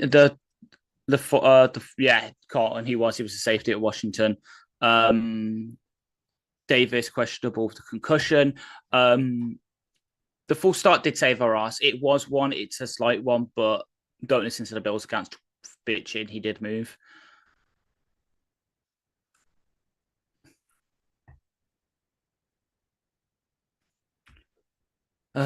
Yeah, well, yeah, he's been evaluated for it and also a jaw injury. His nose been called questionable right now. But fucking come on, right, here we go. Goff takes the ball, three-step drop, quick throw to Amon-Ra, who gets out of bounds after a gain of 8, makes it 2nd and 2, 1:16 left on the clock. I am really. I'm better at the stuff where the color stuff, not the actual calling what happens. Matt, I need you. Please hurry back. Okay, breaks the huddle. Similar again. Patrick and JMO in like a split bunch on the right-hand side of the field. Laporta in motion, just inside to the slot. 3-step drop again. Timing route to is that to Amon-Ra again? Yeah, Amon-Ra. 1st down and 10, probably again a 15. Goff, we're home to the line. What did I miss? They missed the field goal. Wide right, and now we're in scoring drive. 1st and 10 on their 37. Goff searching, and just throws it in the ground in front of just behind Gibbs.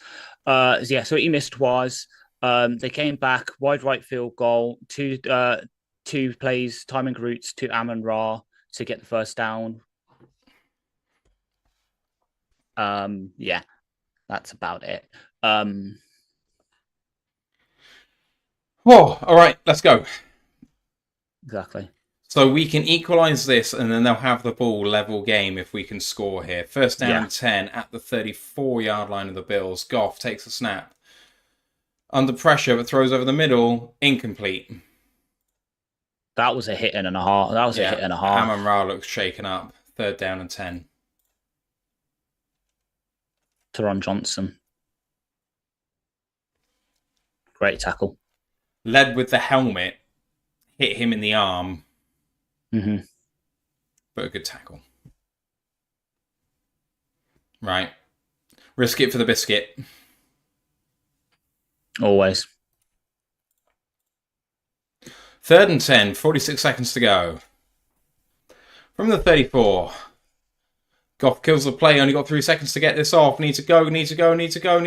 Takes the snap. They're bringing pressure. Goff throwing over the middle. Oh, he had him!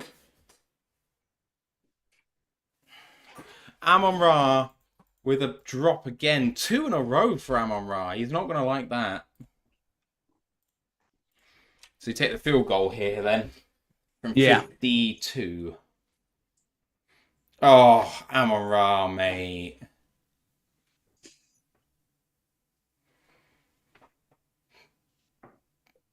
Oh, Jared pulled it a tiny bit. Come on, Jake. From 52. Snap is good. Hold is good. He's pulled it wide left. Oh, what a shank.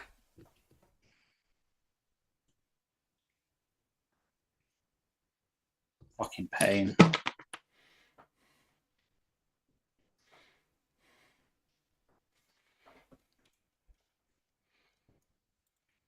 What a shank.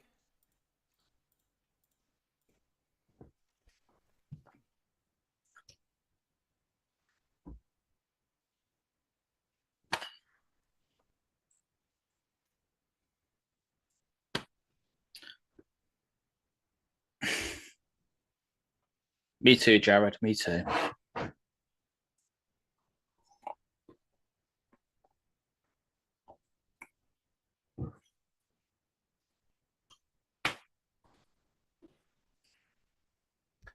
Still believe in Jake Bates. He's had a great season. That's just a So one-off. Yeah, so do I. 36 seconds to go. 2 timeouts for the Bills, and they're going to get the ball at the 46-yard line. No, 42-yard line. Plenty of Not far to go for them to get a field goal at least, and they've thrown the ball deep very well. Under pressure, gonna get. Oh, he manages to throw it away. There's no receiver in the area. There's no receiver in the area, and he's under pressure. That's got to be intentional grounding. To grounding, yeah. There's the flag. Thank you. So with that, the miss from Jake Bates, according to Riz, it's because he's got his plant foot far too forward, which obviously meant he missed it, which had happened in camp. What a play by Liam McNeil.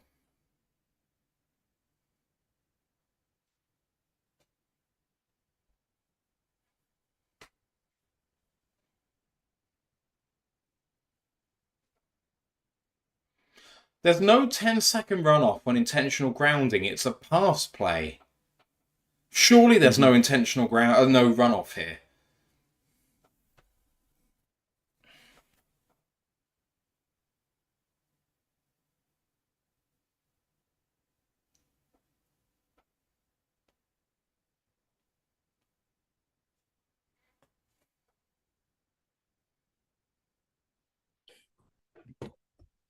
I would like to point out that both of Jake Bates' field goal misses so far this season have come in games where Jim Nance has been commentating. Sorry, say 10-second runoff confirmed, which I'm really confused by. Sorry, you say that again. Jim Nance. Both of Jake Bates' field goal misses have come in games he's been commentating. Fair enough. Second and 21.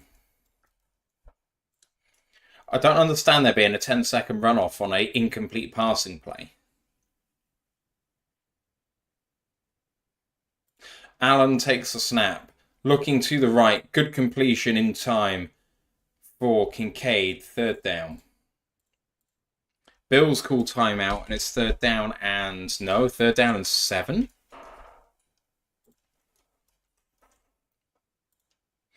12 seconds to go. They've got one left.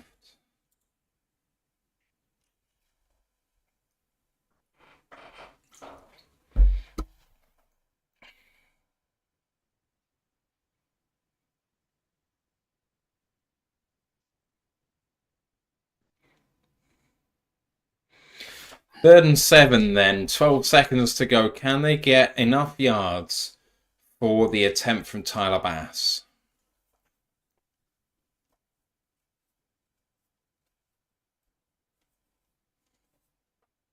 From the 45-yard lines.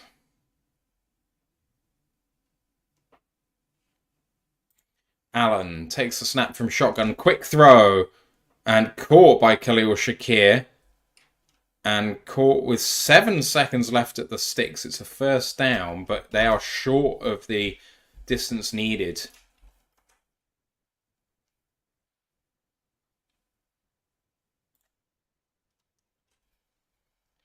PK Jr. says full carriers are allowed to lower the helmet. That is incorrect. Ball carriers are not allowed to lead with the helmet. As was proven by a penalty for a fine last week, Ash? Someone got penalised against us for leading with the helmet, I think? Yeah, I believe so, yeah.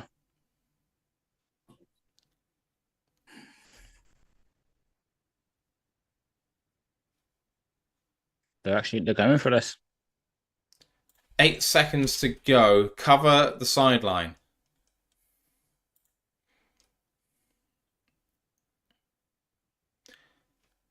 First and 10 with 8 seconds to go. Do not let them get any yards here. Allen going to throw quite deep. Incomplete. That looks like TPI to me. 2 seconds left. It's Hail Mary time.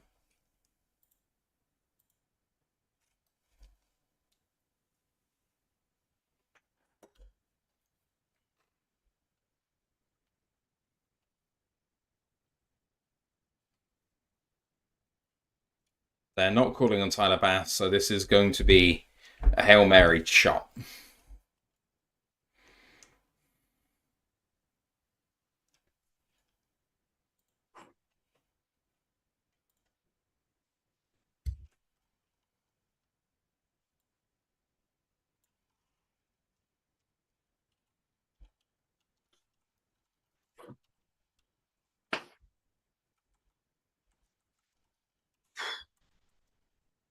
Oh, fucking prick calling for Hail Mary shit. Fuck you, prick. This is why you don't listen to the coverage over us. They've gone for a little check down play. He's going to be tackled. And that is the end. Oh, referee hit out of bounds. Oh, is there fisticuffs at the end of that? There is.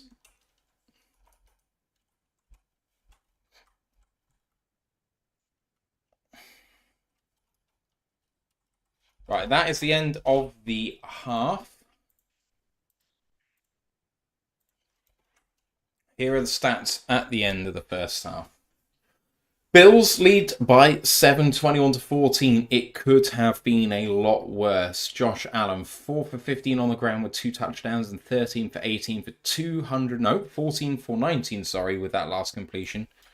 14 for 19 for 254. James Cook, 7 for 37 and a touchdown on the ground, and Ty Johnson, 4 for 95 through the air. For the Lions, Jared Goff, 12 for 20 for 161 and 2 touchdowns. Jameer Gibbs, 6 for 27. And Amon-Ra St. Brown, 6 for 8 for 77 yards. Ash, it was a disastrous first quarter. That second quarter, we have come back into the game pretty significantly, but still down 7. Yeah. And obviously the massive injury to Dorset, that really does hurt now because Davis being out, him being out, we are really threadbare now in that cornerback room again. Like I know we are getting to the point where we were this time last season, where we were really down bad. And they're attacking. That's the thing. The Bills have enough offensive talent to attack those weaknesses. They did it earlier in the first quarter with all the stuff that attacked the linebackers. Now they can start attacking the corners as well. It's a difficult situation. We just need the offense to pick up more of the slack because they really did it in that first quarter. They picked up relatively well in the second quarter, but obviously not enough to tie up the game. And obviously the miss by Jake Bates hurts. But there's some positives there. And hopefully now with the half, we can just do a few things to cover the inadequacies and on defense, and maybe we can pull it back. But right now, Josh Allen is showing why he should be the forerunner for the MVP award. So, I don't know whether I entirely buy that at the moment, but he has played very, very well. I mean, in terms of the defensive performance, in the last touchdown drive that they had, we held them to a 4th down, which they converted, but obviously that's a high leverage play that could have gone both ways. And then in that most recent offensive possession, the missed field goal drive, we obviously had them at 3rd down and goal at the 1. And then forced a penalty there, which maybe was a bit unfair on them. But again, we were putting them in situations which were much better than earlier on in that half. So defense is starting to step up slowly. Can that continue through this game to the point where the second half actually looks very good for us? I don't know. But our offense has started firing. You know, they stalled out on that field goal miss drive at the end of the half. But a couple of drops for Amon-Ra, how often is that going to happen? Yeah, true. It feels like the direction for us is upwards through this game. So, win the third quarter has got to be the aim here and see where you come out at. Yeah. I think we can do that. I've got same. I'm just checking the ESPN thing because actually I haven't had the ESPN open the entire time. So I haven't even seen what their win projection graph's like. I mean, yeah, the win projection graph agrees with you. There's like a very solid increase with the Bills, and it's been more up and down. But so for us, I would guess it's 25%. Oh no, 33.2. Yeah. Okay.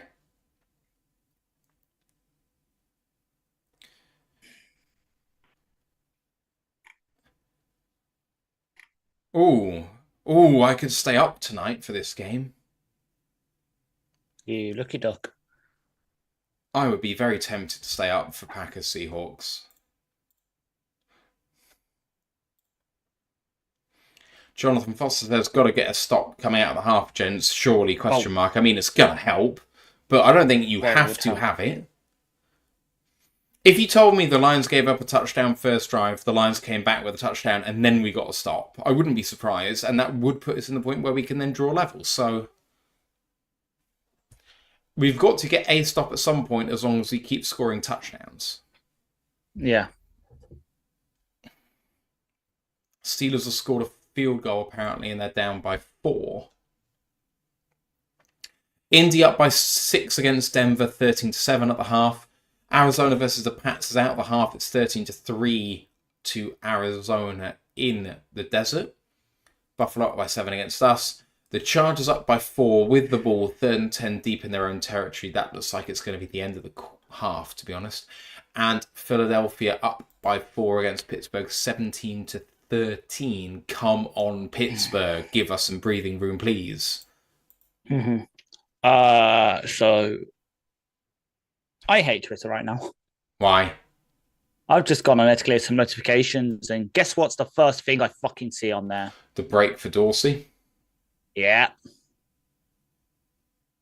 So people don't seek out. What happened was he was covering the receiver.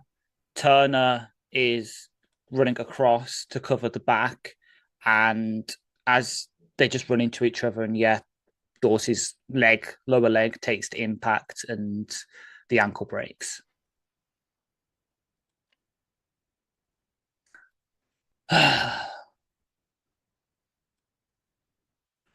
Hey, at least time possession's not too bad.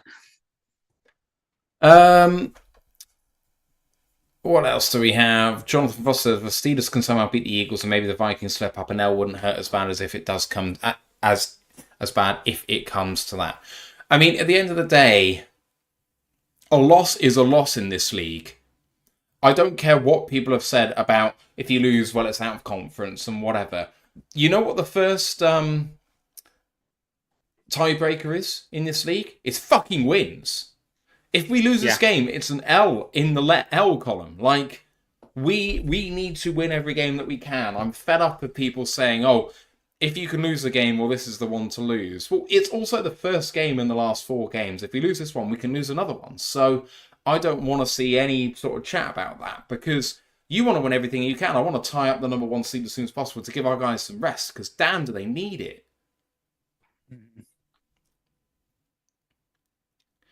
The Duster said, technically, we need 2 stops and we need to score constantly. That is not technically true. We only need 1 stop if we possess the ball last. We need 2 stops if they possess the ball last and they possess the ball first. It is one of those idiosyncrasies. But, you know, if we match with touchdowns all the way down, and then we have the ball to finish and we've made a stop, then we'll be down 7 with the ball. So he also says, if we lose, we still need to win out in order to start the number 1 seed. That's assuming that the other teams against us will win out. The Vikings and the Eagles have not got easy games through. And Jonathan says, of course I want to win and believe we can, but we can't argue with the records just for a combo. Absolutely. No, I'm not saying that we shouldn't be talking about this. That's not what I'm saying. It's more other podcasters who have eschewed this idea of a loss isn't so bad. It is. You know, you don't, a loss here is as meaningful as any other loss, because losing is a habit as much as winning is a habit. It's about momentum. It's about how your team feels about the game. It's not about what the tiebreakers are or anything like that. You lose here, it makes it easier to lose in the future. There are blueprints going out there about how to beat us and all this stuff. And, you know, like, I care more about what happens in terms of mentality, in terms of how it feels, than what the tiebreakers are. That's fair. Which maybe it's a bit more of an ant point, but anyway, I don't know. My bite back on the whole blueprint thing, though, is obviously, there's a blueprint to beat us. Oh, yeah, have us down, really, have us had loads of injuries at cornerback and linebacker. Like, this next week, I know obviously we could have used him today kind of thing, but next week, Mosley will be active. So we've got a reliable backup corner. Well, maybe the best cornerback 8 in the league. Yeah. Which, that's a fair point. You know what I mean? Like, we are in this situation. The only reason that, for me, that maybe this game and definitely last game has been so close is because we've had these injuries. Like, okay, we adjusted really well to the Hutch injury. which was a big shock with Dorset, but that's betrayed into Davis and that. It's like the cumulative effects of being down 5 of our top 6 linebackers to open the season, to have Carlton out with a concussion, and then one of our other cornerbacks be down. So now we've only got one backup corner. Having to make the decision because we have had those injuries at linebacker that we've had to cut a load of guys. So now we've only got one backup safety. So if something happens to Kirby or Branch, we've got Brandon Joseph then, and that's it. Because of the knock-on effects of all these injuries, it means we've got thinner over positions and we're playing less talented players at those positions, which means we have to do more of a platooning thing, which means that people can't get into much of his rhythm, and it also gives the other teams tells. If you've got Ben Neiman on the field compared to Ezekiel Turner, it's more likely we're trying to stop the run, so you pass the ball. And then vice versa. If you've got Ezekiel Turner on the field, it shows that we're trying to be light, and because he's a former safety, trying to be light, try and cover, so you run the ball at him. It gives the opposing teams a bit more of a sort of, this is what you need to do. But anyway, rant over.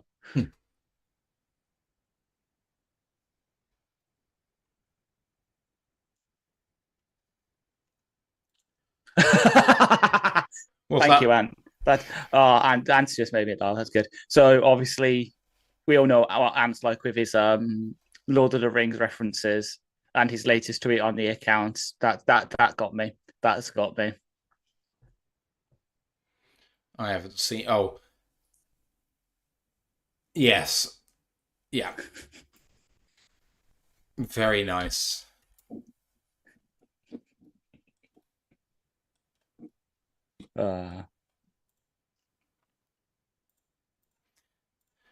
Yeah, and Nick's frozen over interception. Right.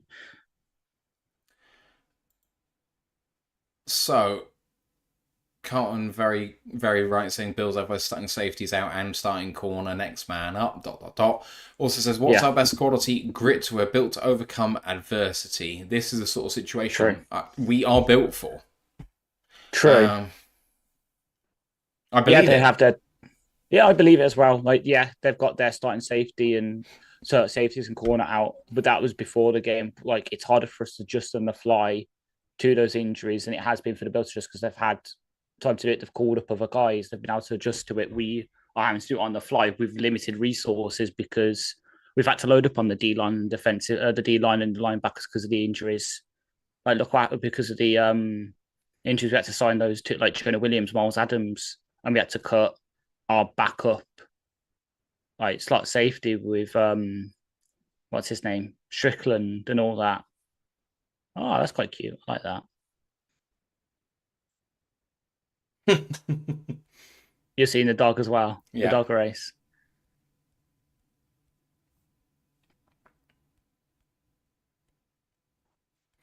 Right. I just want to see a stop by the lines and a quick JMO touchdown. Put it 21-21 with like 13 minutes left in the third quarter, and just say to the Bills, do it again. Oh.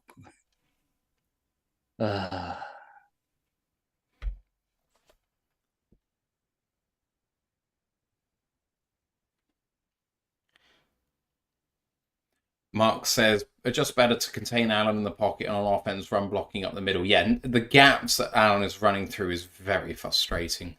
Grandizer says, question, when do the gals arrive to surprise Ash for his birthday? The go-go gals, hilly ho. I think there's going to be any go-go gals coming in at this point. Yeah. And then says which Lions player needs to step up and which Lions players are having a good game thus far. I mean, I think the most important guy for me is either the nickel corner being Amik Robertson, if he is the nickel corner at this point, or, I mean, Quan Alexander. That's the weak link in the defense they've identified, and they're going after it. So he's got to be the guy that steps up for me. The guy who's playing really well, I don't know. I think Goff's having a good game. Yeah. Let's have a look. Well, I know we're struggling with it. Let's have a look and see. I would say Aleem McNeil's having a good game. Yeah. Let's have a look. So I'd say Goff, Tim Patrick, Saul. On offense. On defense, as a kickoff is away. Caught in the end zone, touchback. I don't know who else on the Aleem, Jack Campbell. I'm struggling for the rest. I think Carlton was doing well before he went out. Mm. Yeah, only he hadn't been targeted, which for a corner is the first thing I look at. If you're doing your job, you're looking down the side of the field, I'm happy with you. Right, Dan Campbell talking on the sideline coming out the half. Talking sense. Right, 30-yard line for the Bills. Oh, Brent speaking to me here. Time for Thor and Oakenshield to come forth. Right, I formation for the Bills and hand it off. Run up the middle for Ty Johnson. Gain of 4. Second down and 6. So Carlton's just been ruled out with his jaw injury. Okay. Jonathan Taylor with a huge touchdown for the Colts is breaking Denver's hearts, but he's injured. Is he? No. It looked like he was pulling up there. No, don't say that, because if that happens, then I'm counting on DJ Moore to save my fantasy season in one of my leagues. Dull. Right. Bills have been eliminated as well, by the way. So, Bears have been eliminated. So, nice. Anyway, Josh Allen, second down 6 from shotgun, is going to pass 2-step drop, looking to check it down. Now rushing. There's a flag on the play, and throws complete to Ty Johnson. I think the flag is going to be on the Lions here. I think it's going to be a hold.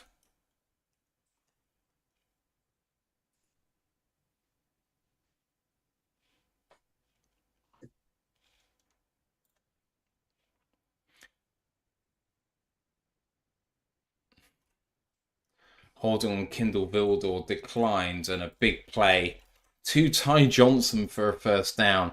Got to cover Ty Johnson.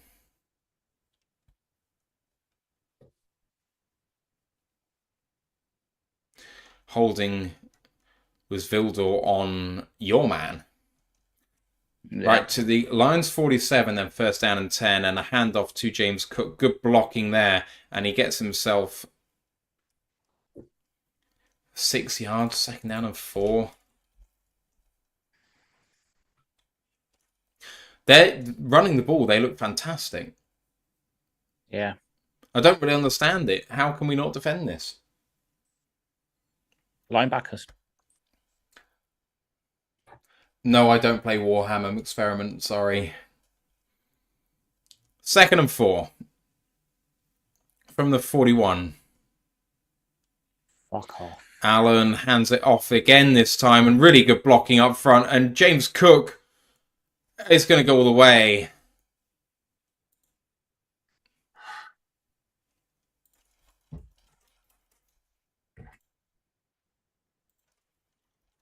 What a drive.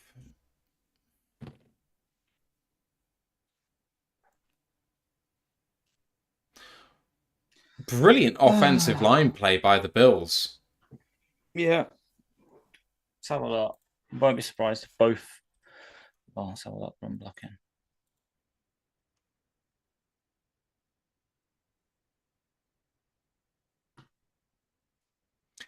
And Jamal Adams couldn't get the tackle. 27-14, PAT to come. High snap, but well held. Up and good. 28-14. Pressure back on Detroit. Yeah. How long was that run? 41 yards. Oh, dead. Oh, yeah. It's going to happen. You only need 16 more yards. And the streak's gone. Yeah, it's definitely going to happen. Yeah. Oh, well. Just get the win. Yeah. Oh, Jonathan Taylor's run into the end zone. He dropped it at the half-yard line. Ruled a touchback. Ridiculous. Baker Mayfield, 57-yard touchdown to Mike Evans.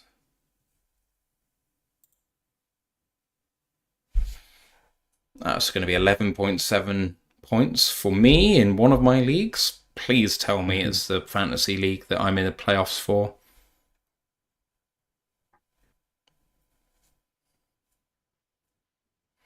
No, it's not.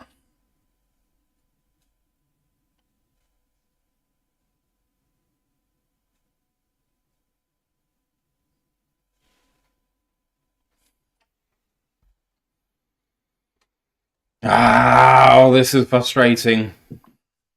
It is. Rich Baldwin says Lions offense needs to keep pressure on the Bills. We've got to say to our defense, you make one play for us and we'll make a play for you. Yeah, honestly, it's on the. It is on the defense, but it's not at the same time because what's happened is the Bills have correctly identified a weakness, the linebackers, and are just attacking it over and over and over again. So we need to adjust on the fly to it. We just haven't yet. Yeah. I mean, part of the issue with that is how do you adjust to that? You can't whack more of them on the field. You can't, for example, pull one off and go to more dime and have Brandon Joseph playing there because is Brandon Joseph going to be doing better against the run than these guys? Probably not. He's a single high safety.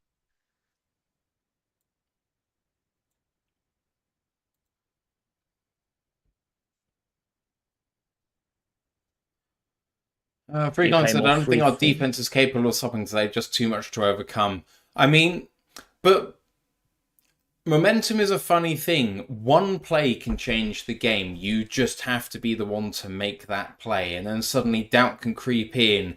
There's an incompletion which should be caught, but it isn't quite, and it snowballs. You've got to be there to make that one play.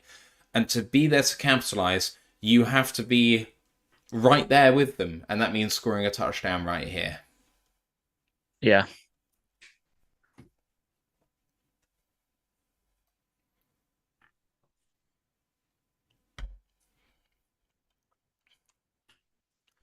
Slightly frustrating that they've continued how they played against the Rams on offense.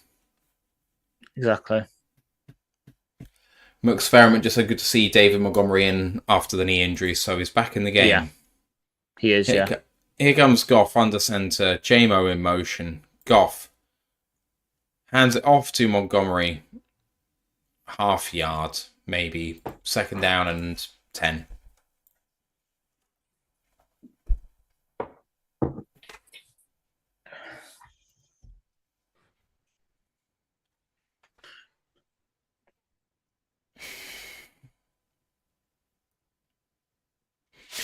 Second and 9. Here we go. Goff under center again, but now killing the play. Takes the snap and toss play to the right-hand side. Sewell with the hold there. Not going to get called for it. Gain of 3, third down and 6. Third and 7 even. We haven't done a great job actually putting ourselves in good down and distance. It feels like third and long has been order of the day for us. Just a constant. Third and 7.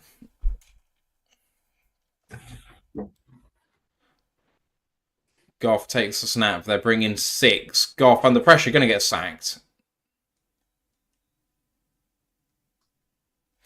A loss of 8.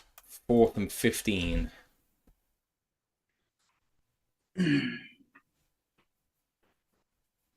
No.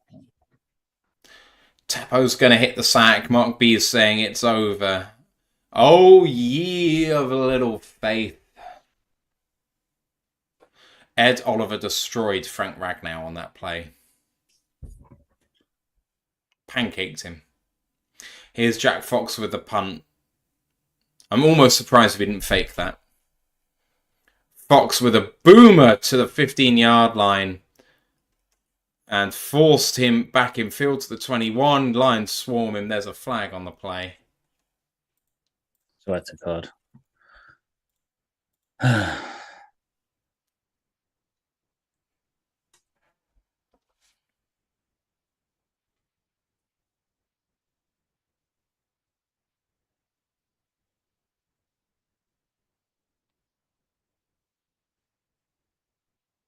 half distance to the goal line, the 25, so they come out the 12.5 yard line.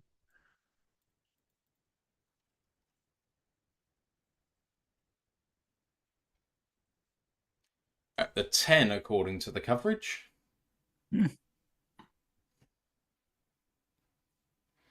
Jonathan Foster said, Faken 4th and 15, Matt, not even DC is that crazy anymore. We're down 2 scores against a team we can't stop on defence. It's exactly the sort of situation that Dan Campbell would do a fake punt throw. Or a fake punt run. Although, the people that you would maybe do the fake to are maybe not in the game. Yeah, because it's usually Dorset and JRM that catches it. Exactly. You could throw it with Jack Fox, but I don't know who the gunners are on the outside who's going to catch it. It'll be, I think I'm going to say Craig Reynolds, and I couldn't see who the other one was. I think Craig could be a good catcher on the outside. I mean, it's meant to be part of his job as a running back. Yeah. Here's the scores from around the league to get you up to date. 6 minutes into the second half, Indy up 13-7 after that touchdown was called back. Arizona up 16-3 against New England. And the Tampa Bay Buccaneers up 20-17. Chargers are driving near midfield, 3rd and 6. Philly are 4th and 2 at the Pittsburgh 30. So it's probably going to be a field goal attempt to go up by 7. Yeah. I'm still here, I promise. I got it. It's all good. 20 past 11 here in the evening, everybody. It makes quite a change to not be here at 2:30 in the morning at this time. But hey, hope you're all doing well. Got any questions for us, just let us know. Grandad says, wow, Murray throws an interception for AZ. I don't think it's going to make a difference in that game at this point. 10% I'm going to watch them march down the field once more and then I'll call it a night. Freeland says they have 3 or 4 sacks today so far. 3. Thank you. Mark said, never thought 12-2 would feel so demoralising. I mean, it will only be demoralising when the Vikings equalise with us or the Eagles equalise with us. And to be honest, this is still a better season than I think anyone envisaged so far. So I'm not going to be too disheartened if that is what happens. Also, Experiment says, forgot you guys are way behind. We're on the Sky coverage today, so we're definitely way behind. If we were on the zone, then we wouldn't be. Right, at the 8-yard line, Allen hands it off, and Ray Davis hit for a 1-yard gain. First time the Lions have managed to get a positive play in run defense in some time. David Long with the tackle.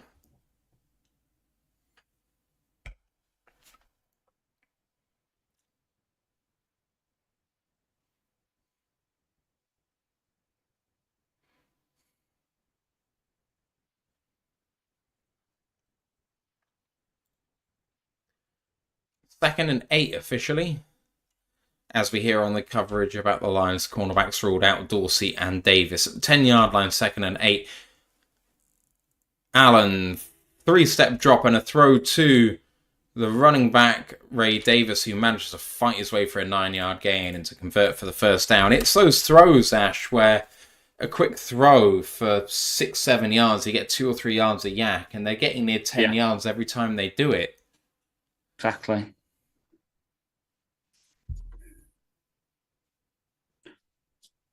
Ay.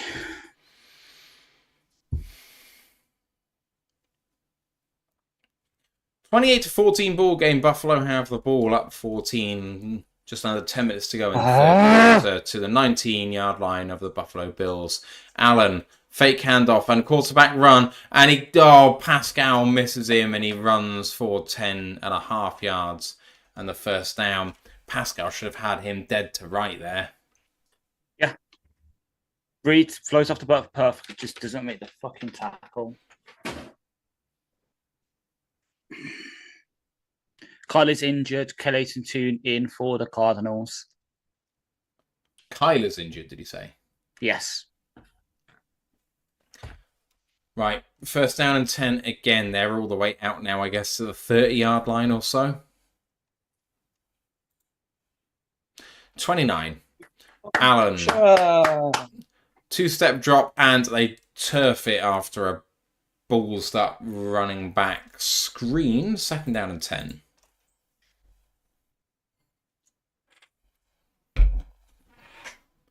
Jonathan Foster said, Pascal good at contain? Question mark. I know. Yeah. That's what I'm saying. That's why I'm growling, because usually he is. You've seen what it's been like without him the past when he's been out so far throughout the season. Yeah. Today, it's just not happening for him. It's just, as you can see, because the linebackers aren't doing it as well. It's just Allen takes a snap, two-step drop and shotgun. Now he's escaping upfield. He's going to be against the linebacker, and he beats him and slides down for a 10-yard gain. And a first down against Ezekiel Turner. So decisive.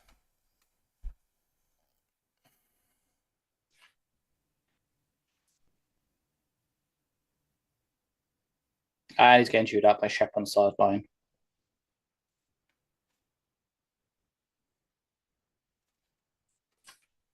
Bonix throws another interception. That's 3 on the day. First down and 10 at the 40 now. Thank you. Allen, under centre, takes the snap, hands it off to Ray Davis. And a good tackle by Brian Branch for a loss of 2. First positive play in that regard today for the Lions at all. First TFL or sack.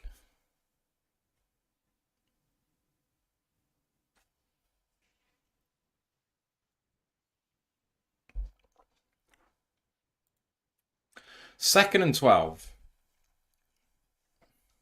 The only other time they've been in long second down is after the intentional grounding, and they got it down to and 1 on the next play. What can the Lions do here? Second and 12. At the 38, Lions bringing heat.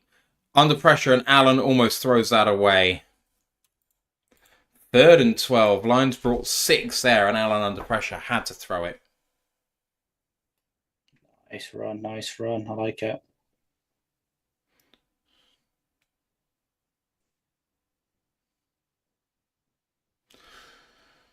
Third and 12. Can the Lions get off the field here? Massive play in the context of this game.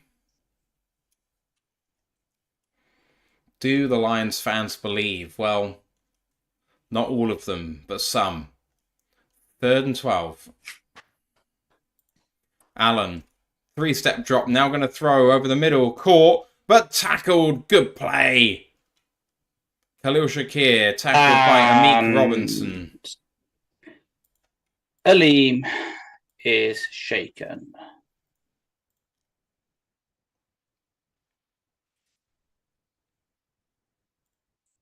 You know, just when we're fucking getting some momentum on defense, our best fucking defensive player gets shaken up. Right knee, by the look of it. He's walking, he's just angry because he can feel it. But he's walking off under his own power. 4th and 5. Struggling a little bit, but... Go on, Aleem, get off.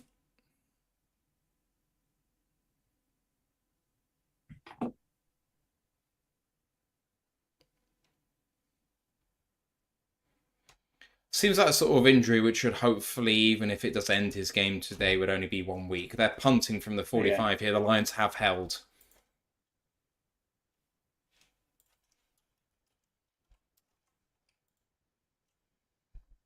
Snap is good.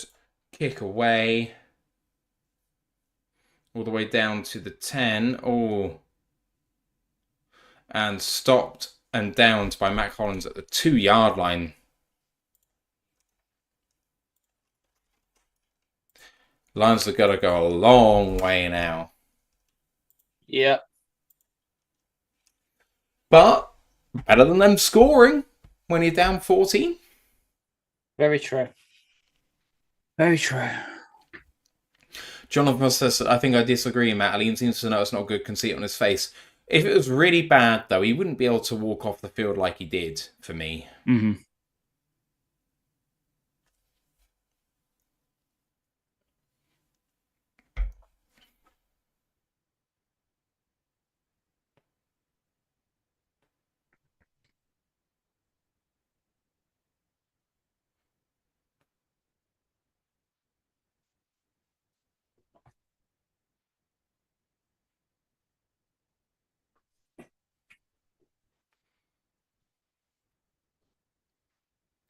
Right, I'm going to go and top up my drink. I'll be back in just a second.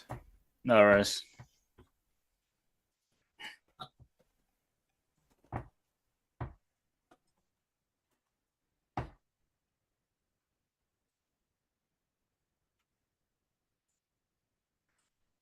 Fuck me.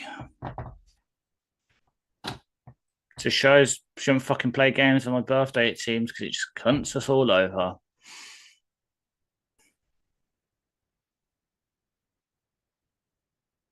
Great force fumble by the Broncos defense there.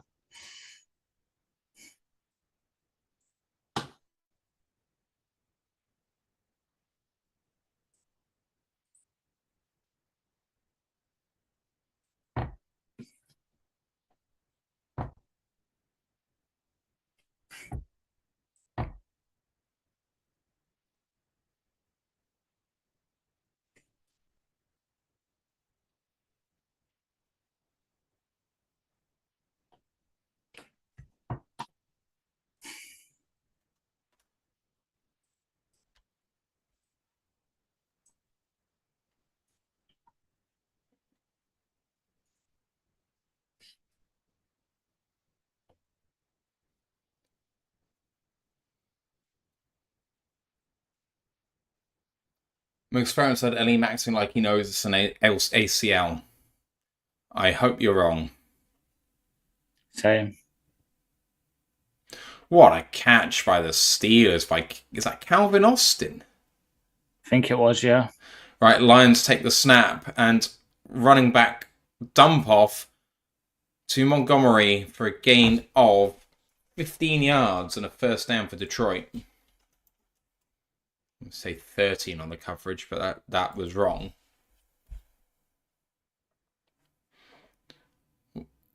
Well done by the Lions there, so a good play call. Yeah.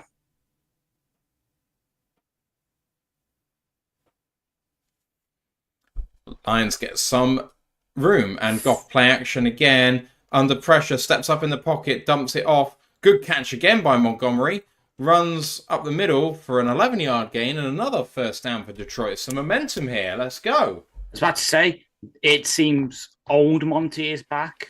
Like you saw Monty in that first half, and it was a load of he's going down at first contact. Yeah, he didn't. Yeah. Lower the shoulder. Rough him up. Got a score here for the Lions, I think. Yeah, it's getting to that point now. 6 minutes to go in the third quarter. Monty Wildcat. No, sorry. Never mind. Goff under center. Didn't see him. Takes a snap. He's going to throw. Dump off to Montgomery again. Two Bills players there. He lowers the shoulder but only gets a yard. Second down and 9. They were ready for it this time.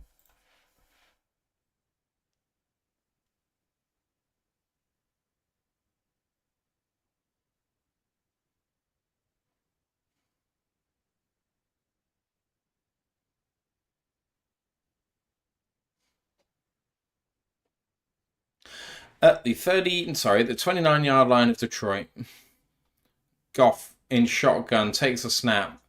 4-step drop under pressure. Going to throw deep over the middle. Caught and now incomplete. Looks like the Bills have recovered it. There might be a roughing the passer on Goff though.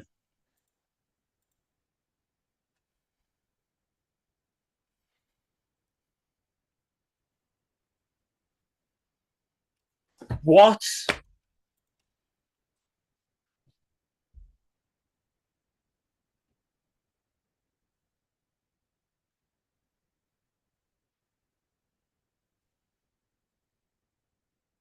Okay, yeah, that was a face mask. For fuck's sake, Graham!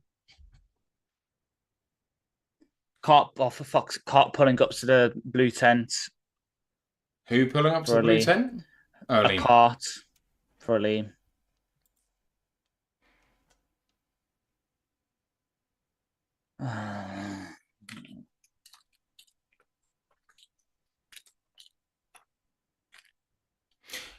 If Buffalo do challenge this is going to be overturned. Well, do you want me to just spoil it for you because it's already come up on Twitter? They have challenged. They have challenged. It's overturned. Jeez. Oh, no. It's not a lean being carted to the locker room. It's fucking J-Mo. Kill me! Who's gone to the cart? Sorry? J-Mo.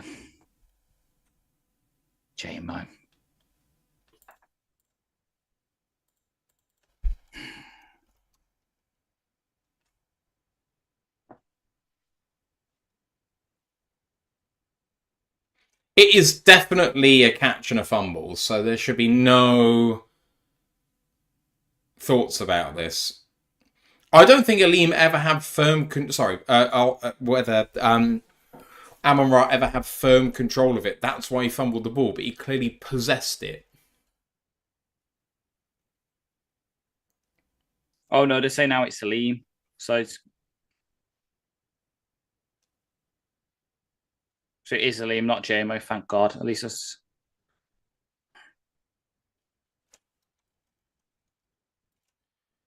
Oh, Jesus Christ.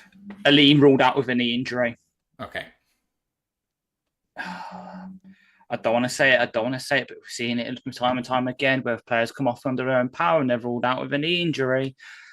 Please, no.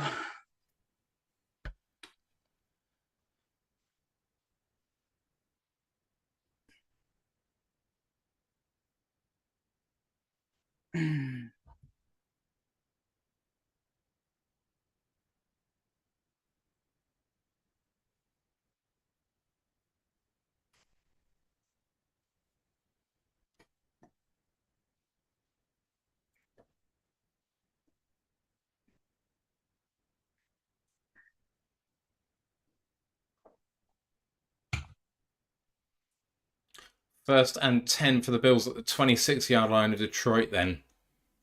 Allen from shotgun, three-step drop, going to check it down to Curtis Samuel, incomplete, 2nd and 10.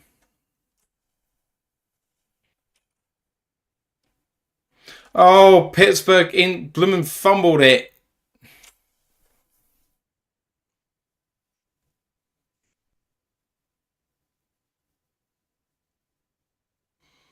God damn it, was that Najee Harris?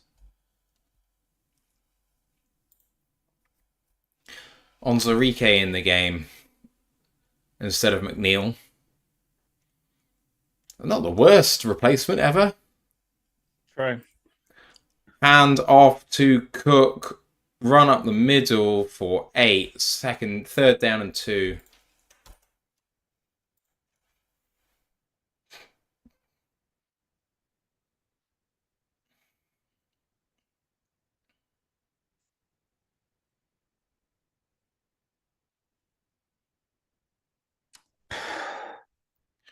Third and 2.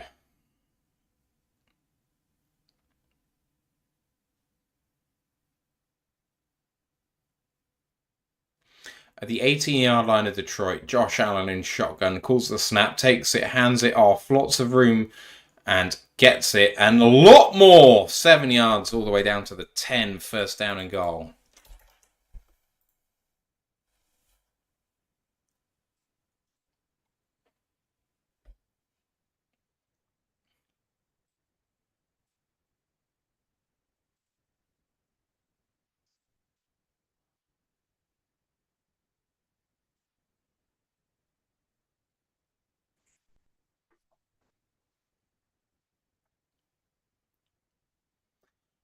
From the 10, Allen in shotgun again, and fake handoff, quarterback run to the left-hand side, gets some room, and out at the 6, 2nd down and goal.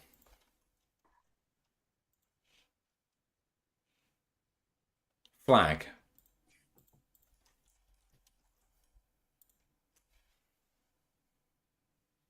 There we go. With James Cook's last rush, the record has been broken. The Lions have allowed a 100-yard rusher running back for the first time since that infamous Carolina game. 722 days.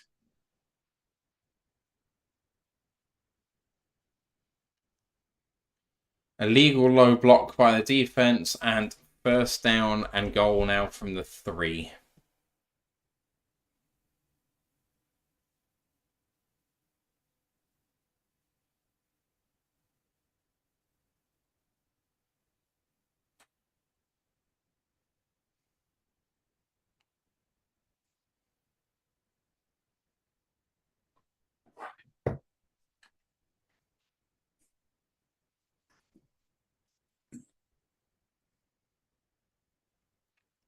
First down and goal from the 3 then. Josh Allen in shotgun.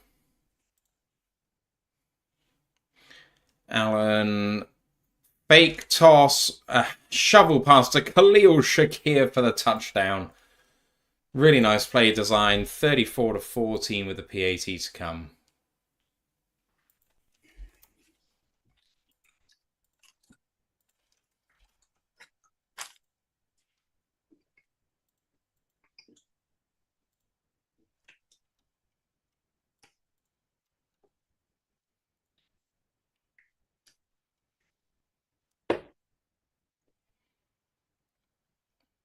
It is remarkable the Lions have not had more games like this season.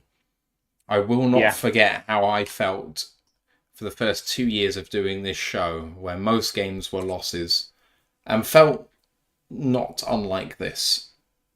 Mm-hmm. We are in a privileged position. Yeah. Extra point is through. 35-14, 3-score game.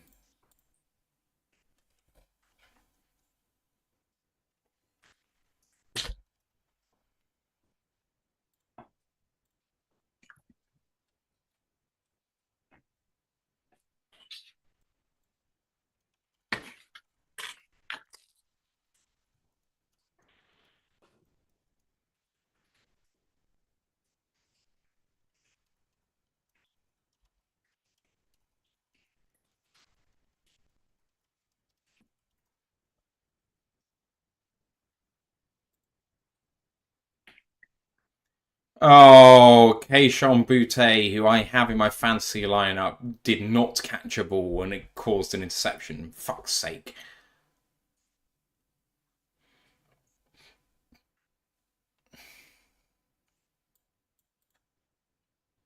Mark B says this is more concerning than one loss. I think that's only true if we don't perform in the subsequent games. I think you can just have a bad day. The one thing that is more concerning is the Aleem injury. Injuries. Oh, yeah.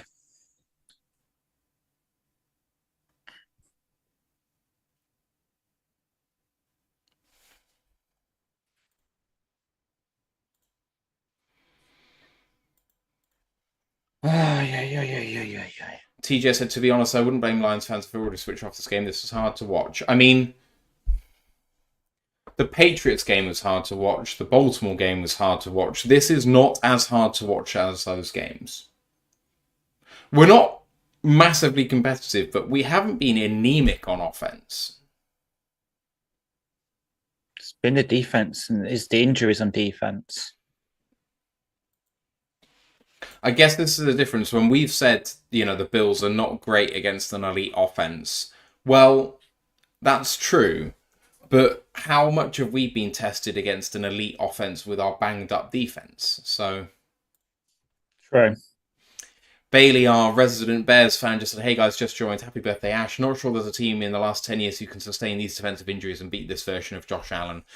It feels like he's been in rhythm all game. And that's not necessarily been the case all this season. It definitely was the case last week.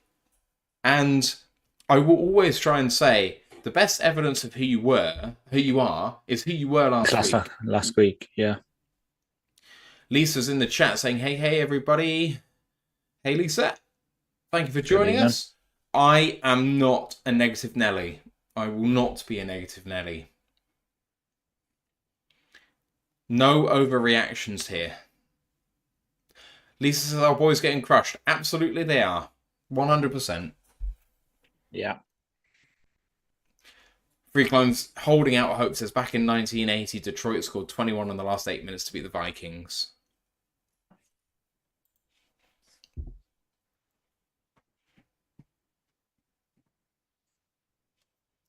First down and 10 with 18.5 minutes to go in this game. That's 10 minutes longer than what you said, Freeland.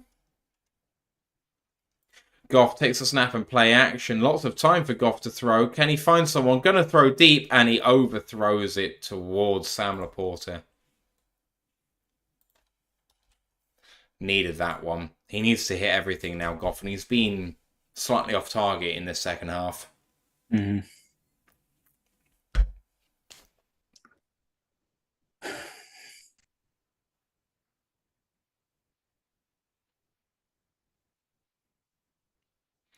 Second and 10 for Goff at the 30. Goff, little nice throw to Gibbs. That should be a first down, and it is.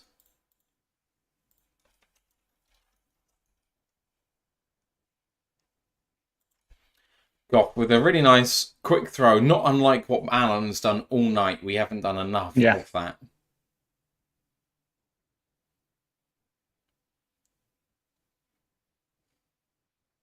At the 40.5-yard line.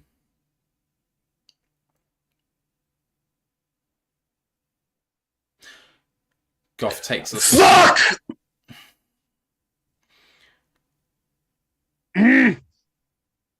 Oh, JMO! He threw it deep, and it was in JMO's hands, but it falls incomplete. That is exactly what we needed. There's a flag. What a throw by Jared Goff. Oh, for fuck! And then the fucking flag's on rack now.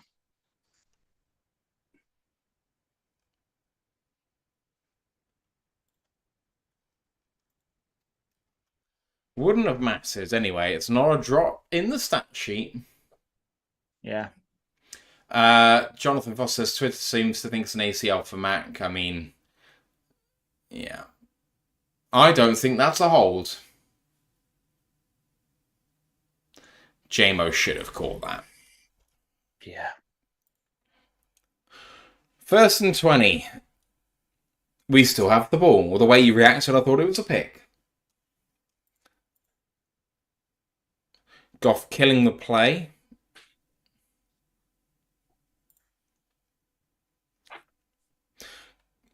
Goff throwing deep on the sideline, incomplete. Towards Tim Patrick, 2nd and 20.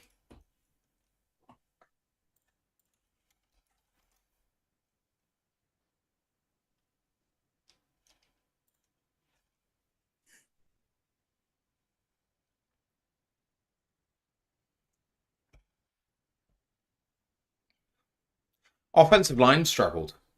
Ash, for me, that's the worrying thing. Yeah. Ragnar especially got pancake once, that hold there, even though I don't think it's a hold, but Goff in empty, 2nd and 20. Plenty of time to throw this time. What's 43 doing? Hey!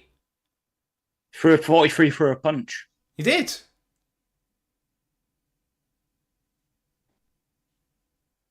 That's a ridiculous play. And he's not going to get flagged for it.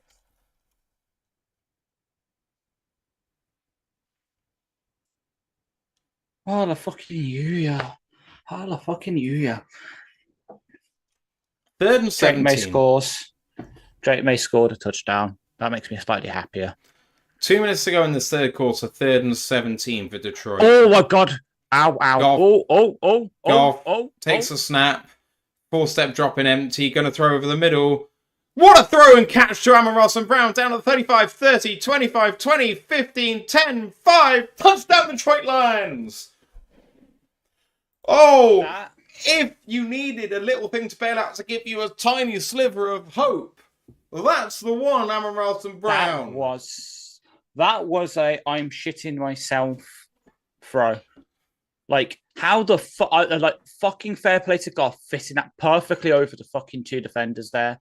Because I was shitting myself. I was like, that could be an interception. And he stayed up through the contact, and then he's got the speed to beat everyone back there, including Christian Benford. Back in the game. Just breathe. PAT coming up now. Just breathe. Just breathe. PAT through the middle, up and good, 35 to 21. It's not a big chance, but it is a chance. Huge play. We've gone from a win percentage of 1 to 5. I don't know if we have for sure. That's just me saying it.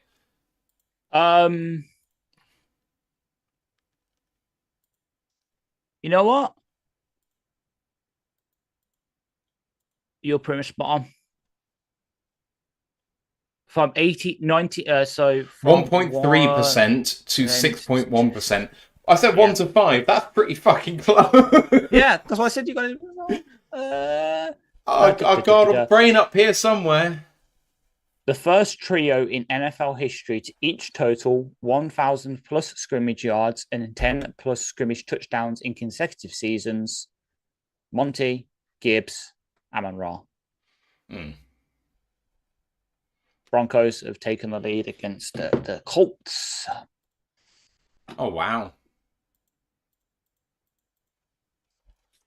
Goff and Allen have very comparable stats. So the difference is what? Turnovers, I guess. There's been one turnover, which is the fumble. Turnover and like 1/3 down then, really. Yeah, it's been the timing of the incompletions. It's been the lack of run game in the first half for us. Yeah.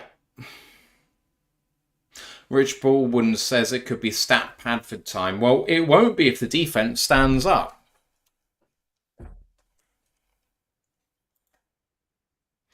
First and 10. 1:41 to go in this third quarter. Can the defense give the Lions offense a chance?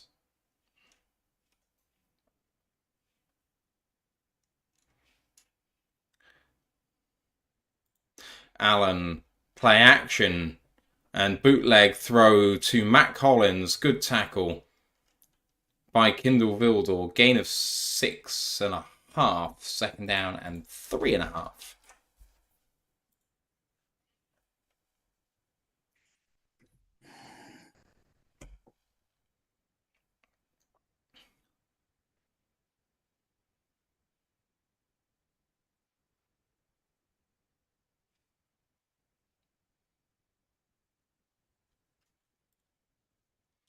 Second and 3.5. Got Josh Allen handoff, and it was almost a really good tackle. Held him up at the line to gain. At the line of scrimmage. It's going to be third down and 4. Nice run read there from Branch, just to crash down and get to the back. Because Neiman crashed down inside when he really should have had outside contain. Yeah. Branch with a good read, but should have been better than that. Could have been a loss. Third down and 4. Lions best in the NFL on third down on defense, per that graphic. Allen almost on his own back there with where the running back is. And he's got lots of time. He's going to throw on a timing route. Lovely throw to the tight end. It's Dawson Knox. Is that not taunting? By Daunting Kincaid? Pointing over our guys like fucking douchebag. I've not updated the stats. I don't want to update the stats. But I'm going to update the stats because that's what I'm here to do.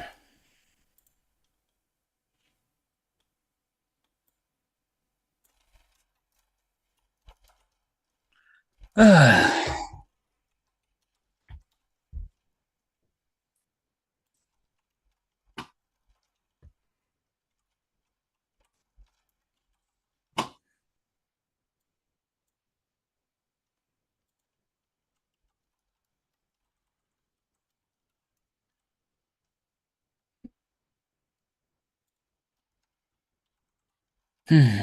don't know what to say.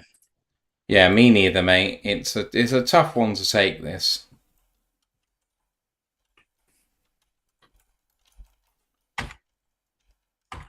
Only thing I can say is I'm sorry that it seems me turning 26 has cost this team, at least today.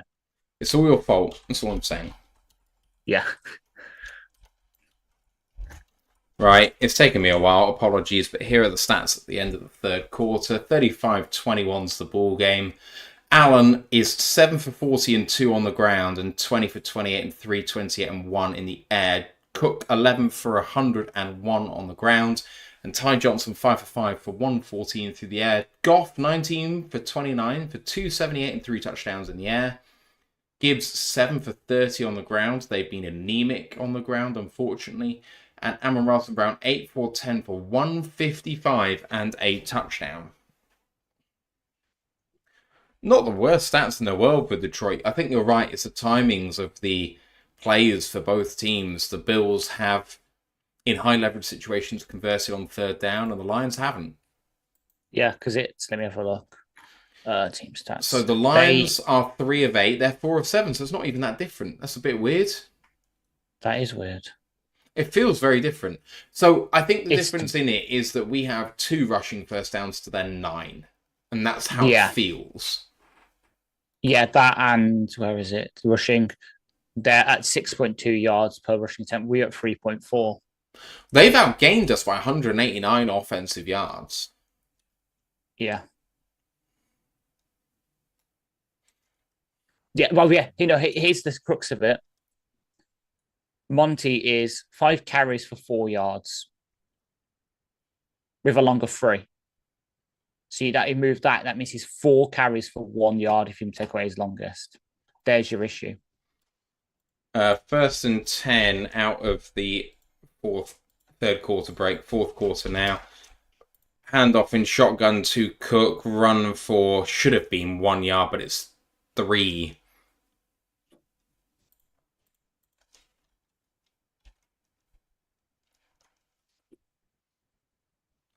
PK Jr. says, if we make it, I think this is a Super Bowl preview. I agree. I think this is who we face if we get there. Same. Better have some better answers. Second down and 6. From the 32-yard line of Detroit. Allen takes the snap, looks left, now comes back and tries to escape upfield. Guns it, incomplete. The only reason that falls incomplete is Allen absolutely guns it. If he throws it a bit slower, I think his guy's going to have a chance at that. 3rd and 6. Can Detroit force a 50-yarder?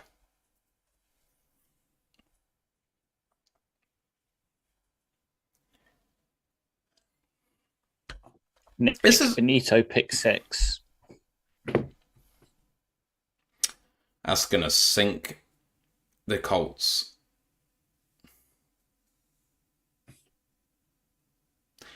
Right. Here comes Allen. Takes a snap. 3-step drop. And false start on the Bills. Call a timeout just before. Fuck's sake. Timeout called. God damn it.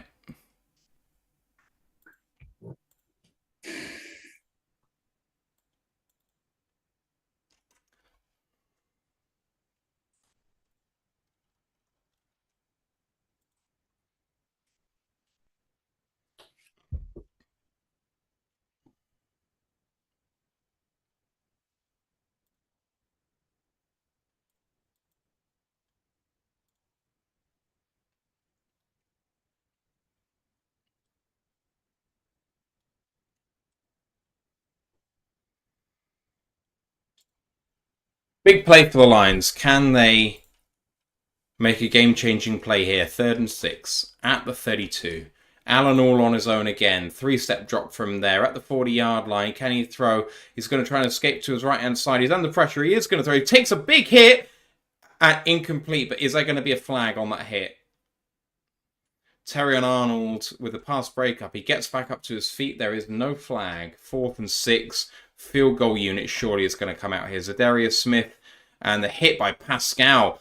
Allen with a huge hit.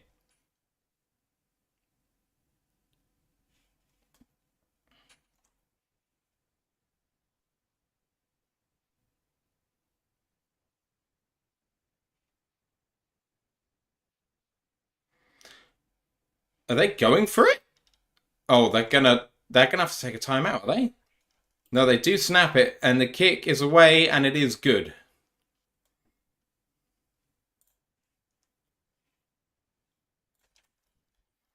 It's a 3-score game. Mm-hmm. But get a touchdown. Just get a touchdown and threaten them. Yeah. Right, here's the Nick Vito pick 6. That was a great read from him.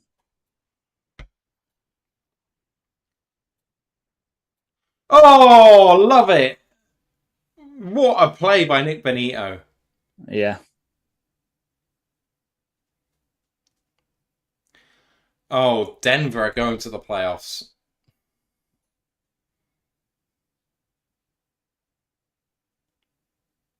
He's also about to he's going to get fined, Benito, for his celebration. Yes, he is.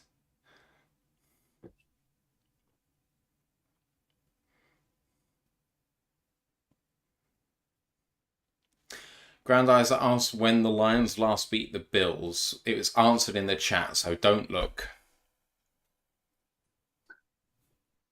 Last time it'd probably be like the fucking early 2010s, I want to say. No, later apparently. Sorry, earlier. Further away. Whatever the right term is for that. 90s then. No, 2006 apparently. 2006. God. Who the fuck played in that game then? Jesus.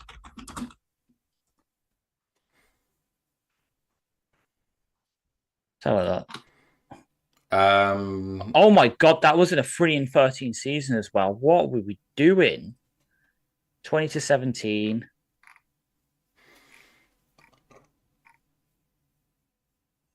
Oh my god. See, it was a John Kittner versus JP Lossman battle. Oh, Jesus. Right, exactly.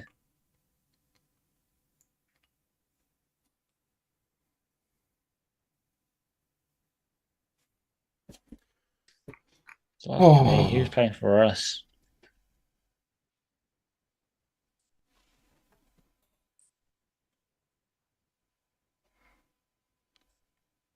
Right, I need a huge day by DJ Moore and Josh Jacobs and Zach Charbonnet, please.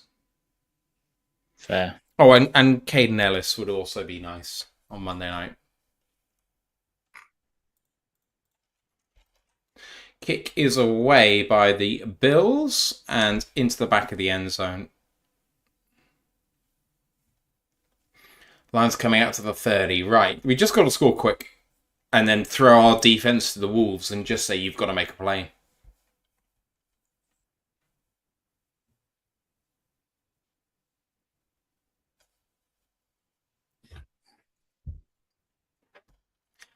Yeah, I think they've actually got it right on the CBS coverage here. Ed Oliver has woken up.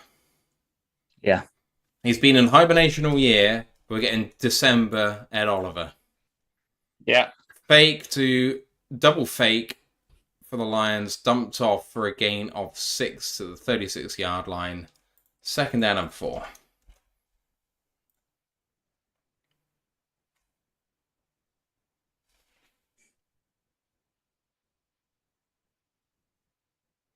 Wow. 9 quarterback pressures for Ed Oliver today. That's the second most in his career, and there's still a quarter to go as Cole Bishop is down for the Bills. They're going to have to go to the absolute prick that is Kareem Jackson.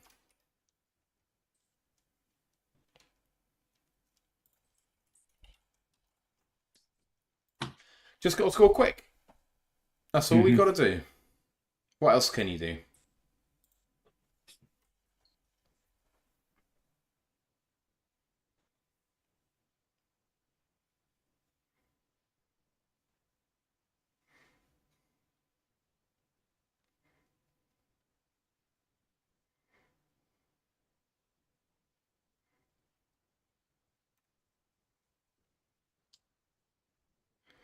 Looks like I'm going to lose my semi-final unless I can have some absolutely mad games by some of my players.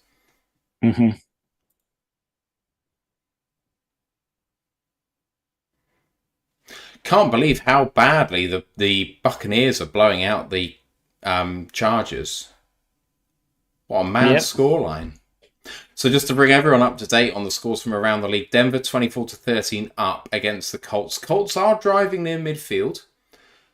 Cardinals up 30-16 against the Pats. The Pats have just scored a touchdown to bring it to that scoreline. I presume the PAT is to come. Yes, this happened. 37-17 Tampa Bay against the Chargers. Chargers are driving near midfield, 3rd and 7, but 20 down with 6 minutes 20 to go. That's not going to end well. And Eagles up by 14 against the Steelers. 1st and 10 at their own 43. So with the ball at 14, it's very much like our game, actually. So what happens when the Pittsburgh Steelers come up against a legit team? And just a message for Anthony Fitzpatrick. This is why I've not believed in the Pittsburgh Steelers, is because they're good against bad teams because they're fundamentally sound, but where's their real quality?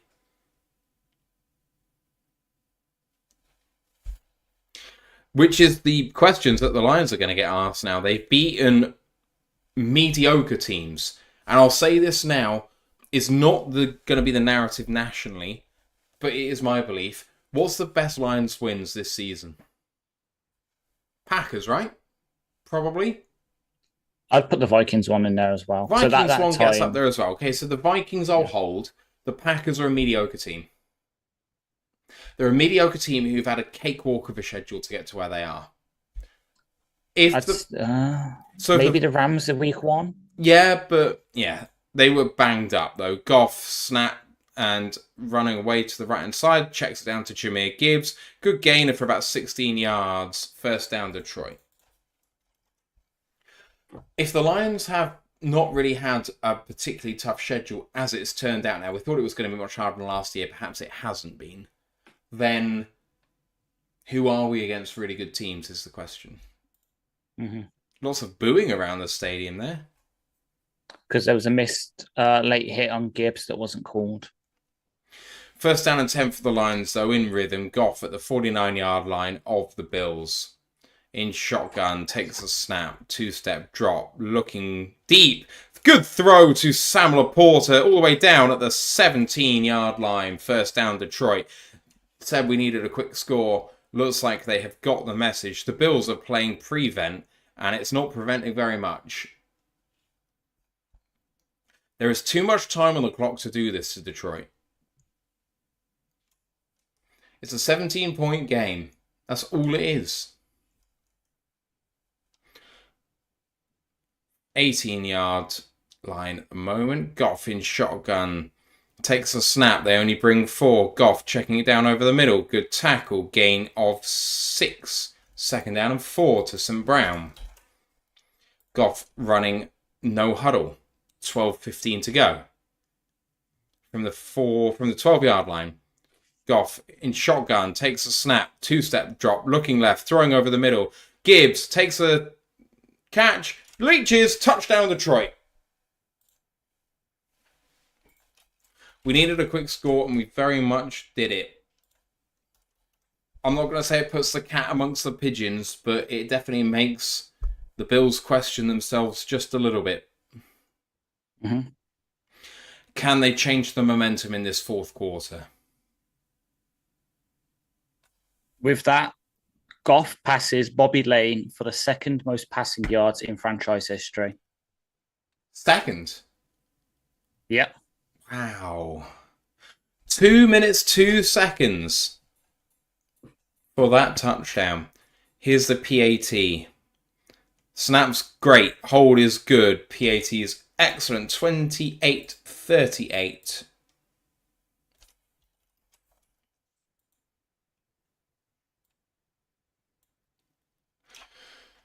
Oh.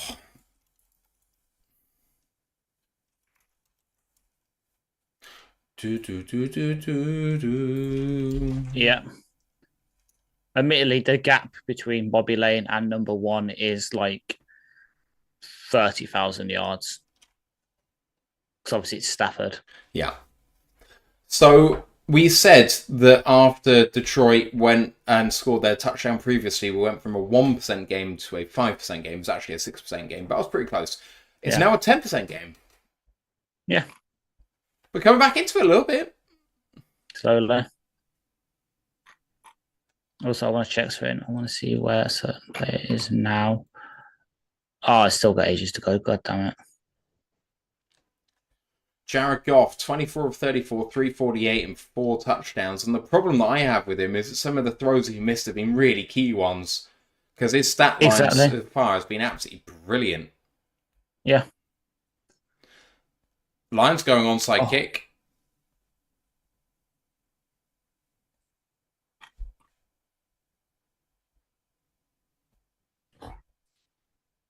Do you have to run an onside kick once you've declared onside kick? Can you kick it deep? Yes, I believe so. But what defines onside kick? Is it going to be a foul if you kick it deep?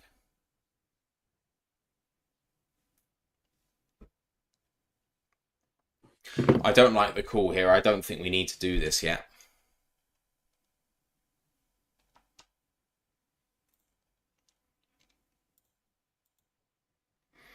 Right, onside kick. We take it from our own 35. It's away by Jake Bates.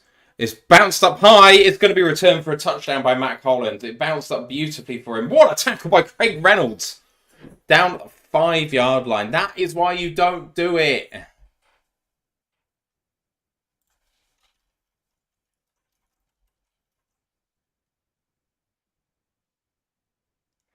Lions completely sold out for it, and Matt Collins has iced this game.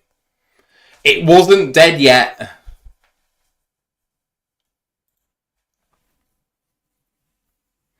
It wasn't dead. Adostel said it didn't go 10 yards. Is that not a rule anymore? The 10-yard rule is only if the first touch is by the kicking team. First down and goal from the 5 for the Bills. Go on, Josh. Get yourself some more points.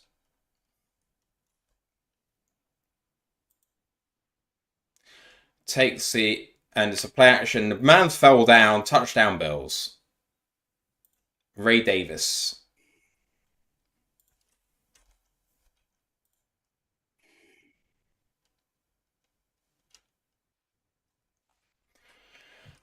DB just falls down, doesn't he? Mm-hmm.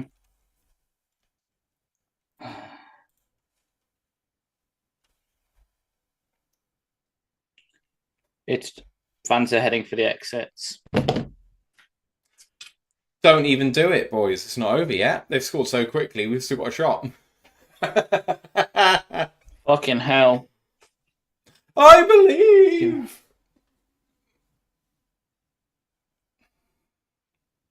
Dostal said we did not need to onside. We needed to stop them. We could have made it a 3-point game. I agree. PAT is good. Same.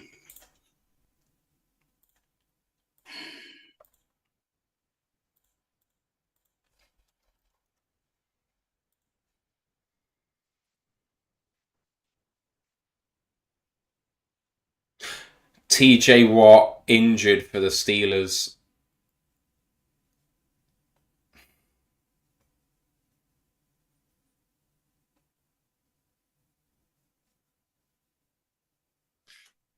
Oh, just pulls up. Looks like a hamstring potentially. Oh, maybe looks like an ankle actually.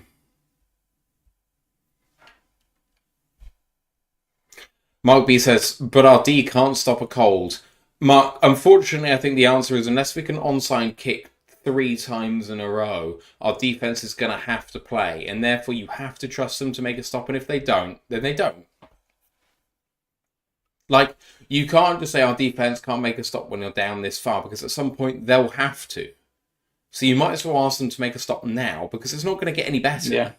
Like, Exactly. if you're buried because of it, then you are.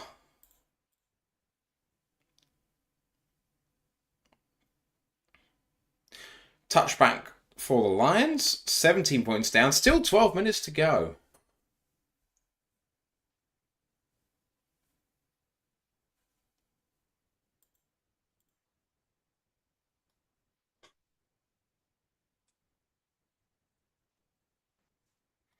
Apparently, Terry and Arnold has entered the medical tent. He's back on the sideline sitting with his teammates, so Okay. unless he's gone in recently, No, that wasn't that recent. then he's back on the sideline. First down and 10 for the Lions. Goff in shotgun, takes a snap, fake handoff, fires deep. Lovely throw. Jameson Williams, first down, gain of 16 yards. Nice little comeback route. TJ says, I think it was a nothing to lose decision by MCDC. I disagree. I disagree as well. I would have forced a return. I would have kicked Same. it short of the goal line and just said, I want to force a turnover in special teams. Goff takes the snap, 2-step drop, quick throw over the middle to Sam Laporta. Good stiff arm. And now gets pushed from behind, gets himself 14 yards and another first down for Detroit. 4th down and 6 for the Colts, incomplete. Denver take over. But then Indy get it back, and then he throws a pick. Goff, under pressure, throws. Good throw and completion to Sam Laporta again for 11 yards. He's picking them apart. Goff's going to end up with some of his best career stats here if he keeps going. 29-yard line. Goff takes a snap. Now, running. Is he going to throw? No, he's just going to take what he can and gets out of bounds for a 3-yard gain. 2nd and 7, but the clock is going to continue to run.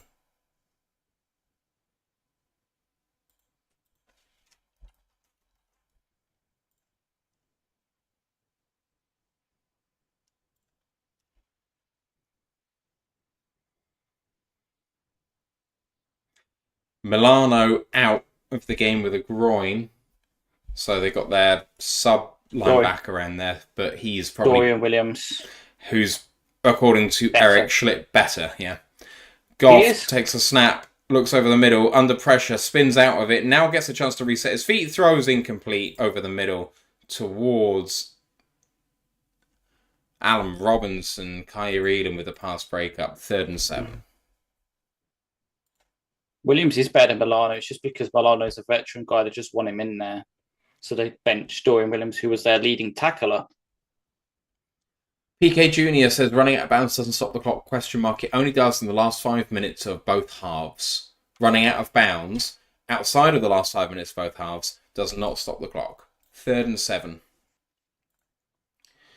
Goff takes this throw. Good throw. Well done, Sam Laporta with a stiff arm. Manages, instead of being caught short, gets himself 10 yards and it's 1st down and 10. But you have to go quickly here.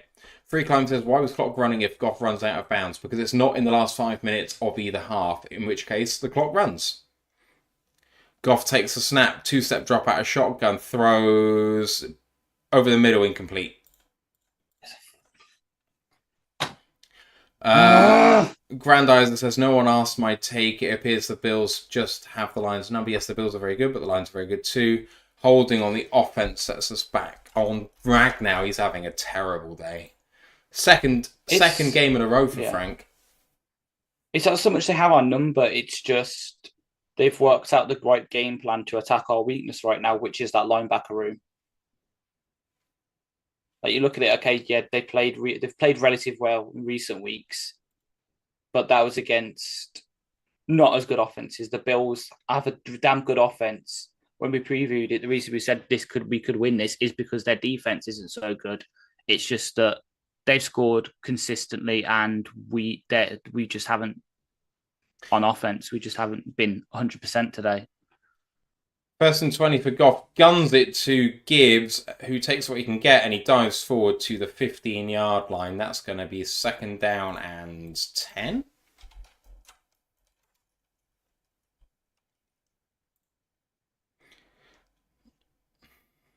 Second and 8. Goff takes a snap. Looking to throw towards the end zone, incomplete. Good. Pour up by Ed Oliver, who's having himself a fucking day. 3rd and 8. That was not Ed Oliver. That was the one Smoot. Oh. Apologies. Yes, it was. If the Lions kick a field goal here, it makes it a 2-possession game. So even though I think we'll be tempted to go for it on 4th down, I think you should kick a field goal if you do not get... If this pass goes incomplete and it's 4th and 8.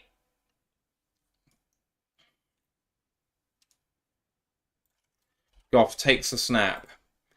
2-step drop, throws. Good catch by Amon-Ra. Comes forward, gets the 1st down and goal from the 4. You've got to go quick. You've got to go quick, Lions. Why are you huddling?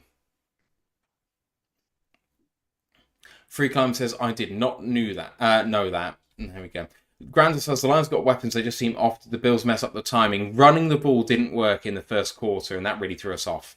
Takes a snap from 1st down and 5. Goff throws. Caught, but short. Half a yard short to Amon-Ra St. Brown. 2nd down and goal.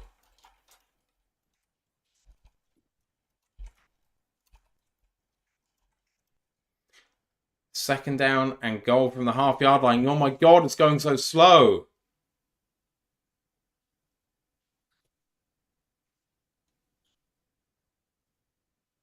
What's going on? They're reviewing to see if that was a touchdown. He did not break the plane. That's the issue. Oh.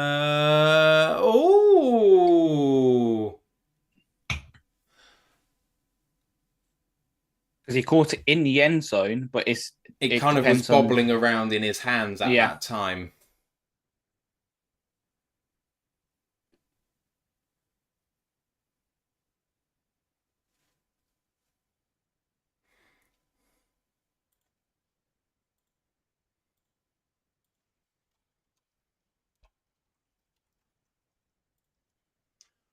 I don't think you want a quarterback sneak here. I completely disagree. I think you want to throw this, save the time. If you're incomplete, then you don't burn any clock. I just want to run it with Gibbo. 2nd down and goal from the half-yard line. Goff in shotgun, but with 2 men in the backfield. Takes the snap. It's very low, but handed off. Gibbs is short. Gets pushed over the line. Touchdown, Detroit. It's an 11-point game. Kickoff. Not onside kick. Please. There's 8 minutes to go. You have all 3 timeouts. It's a 2-score game. Kick the fucking ball. Agreed. Well done for the Lions for getting in. Yeah. 11th rushing touchdown for Jahmyr Gibbs. Right. PAT is good. I tell you what, our offense has been fantastic all game. Apart from the running attack in the 1st quarter. Yeah. Well, the running attack the whole game, but we've gone away from it now and we've had to.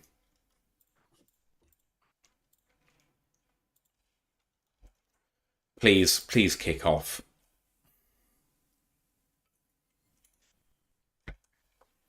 Cortland Sutton with a touchdown for Denver makes it a 3-possession game, all but ends the Colts' hopes of getting into the postseason, all but puts the Denver Broncos in. They'll be about 90% to get in now.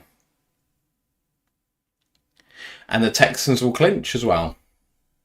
Ooh, very nice.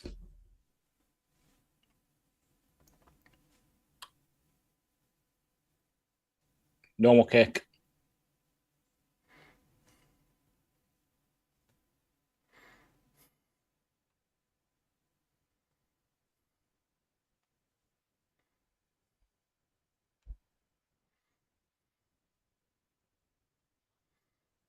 Yeah, it's a normal kick.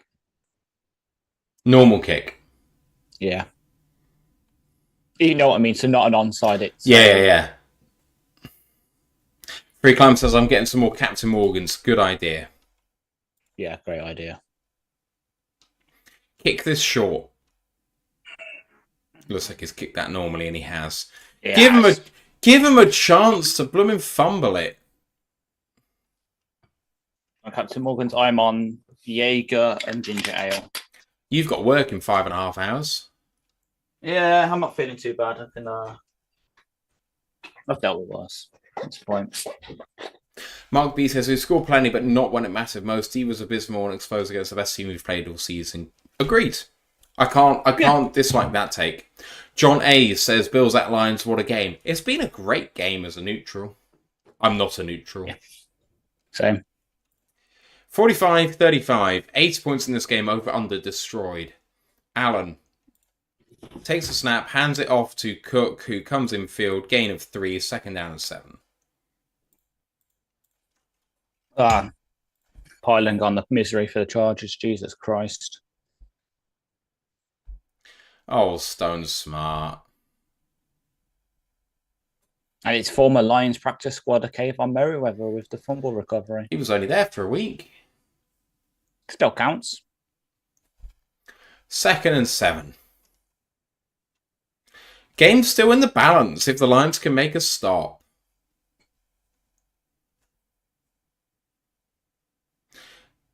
Fuck you, Dawson Knox. Second and 7. Allen scrambling and a loop throw to Dawson Knox. What a catch.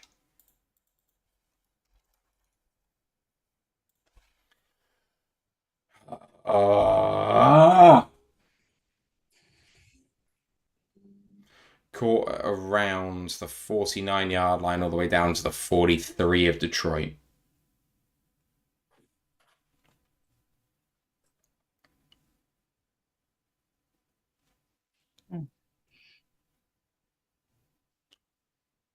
At least Dan Skipper's had a good game.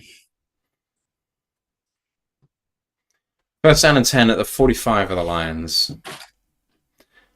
Allen pulls it and he's running through the safeties all the way down at the 22-yard line is where he slid. Huge play for Allen.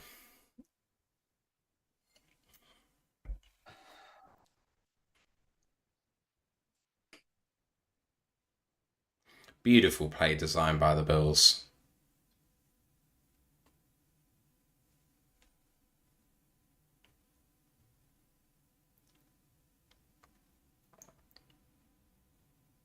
First down and 10 with 6 minutes to go. At the 23. Shakir with the wide receiver screen. 6-yard gain. Second down and 4. Bailey says MVP doing MVP things annoyingly for you guys. Well, yeah, I said it earlier. Right now, Josh Allen is my MVP. It's Josh Allen, Jared Goff, then Lamar. Josh Allen's been my MVP for probably 3 seasons in a row. So yeah, we know. Second and 4. Leave referee is down, but he's Thank got you. back up. Allen. Great play. Great play by David Long. Very good tackle. Third down and 5 coming up after a TFL of 1. If they only get a field goal here, it will still be a 2-possession game. Yeah. Tony Romo just said the Lions should take a timeout. He couldn't be more wrong. I don't fucking care what Tony Romo says anymore. Tony Romo doesn't have a fucking clue what he's talking about. Yeah. You want to keep all the timeouts in your pocket. Third and 5. Allen, with this weird offset formation with the running back in the flat. Allen then runs to the right-hand side. Oh, what a play. What a play. Quarterback sweep from that position. Ugh.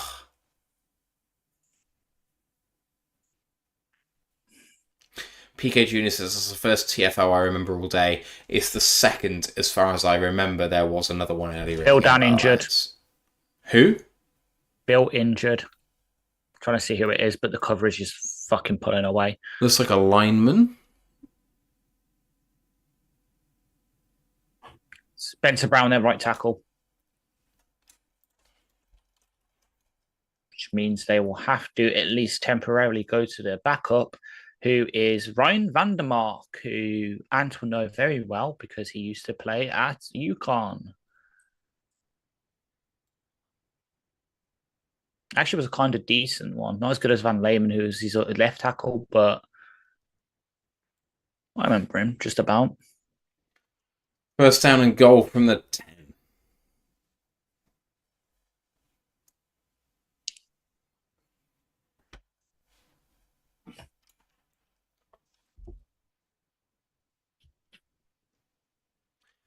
Vance Brown walks off with his helmet off. 4 minutes and 11 seconds to go. They've killed enough clock here where this game is fundamentally over, even with a field goal, I think. Yeah.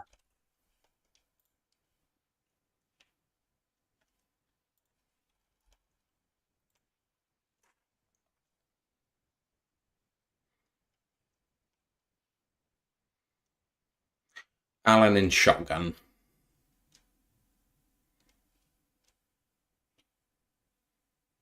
Over TFL. Allen takes the snap, handed. Oh, no, not handed off. Runs and, yeah, half a yard loss. Jack Campbell. Second down and goal from the 10.5-yard line.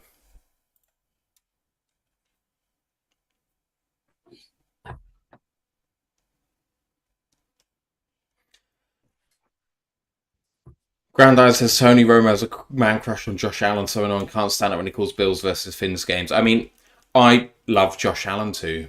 So you can be impartial, though. I hope everyone appreciates the fact that I do try and call the games impartial. What a pass breaker. Second down and goal. Allen, fake handoff, looking to throw. Lovely, well done by Ben Neiman, as you say, getting his hands up there right in his face. That is teach. So when I describe flag football, that's what I have to do every single play. Basically, what Ben Neiman's just done. God, if he timed that just 1% better, that could have been a pick in midair. Yeah, would have been pretty cool. Third down and goal from the 10.5-yard line, and the clock has stopped.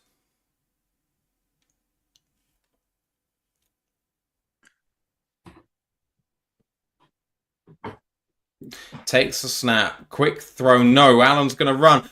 Pop pass forward. Flag. Flag. Flag. Flag. Flag. Flag. Flag.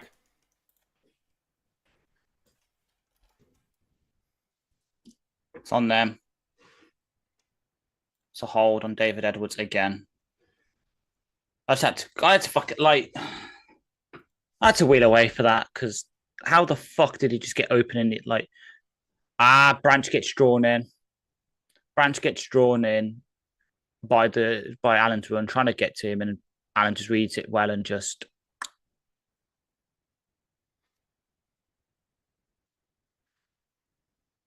Oh, if the edge player didn't go aerial, he would have hit Allen for the sack. Right, third and goal from the 20.5-yard line. Allen. And it's a false start. Yeah. The more this goes on, the harder the field goal's going to be. Mm-hmm.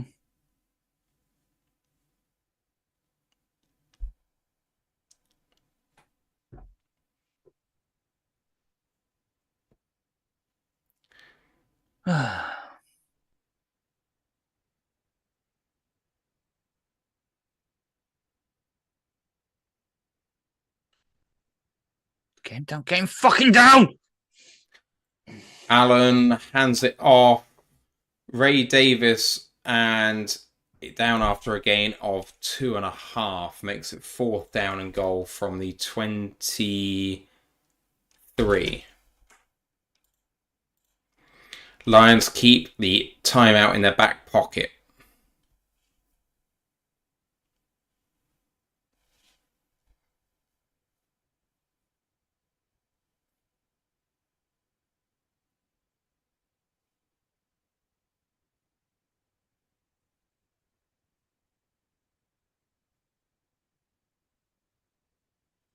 Tyler Bass from 41. Good snap, good hold. Kick is good. 48-35. Lions have all 3 timeouts. If they can score a touchdown within 1 minute, then the Bills technically would still need to get a first down if they kicked off normally.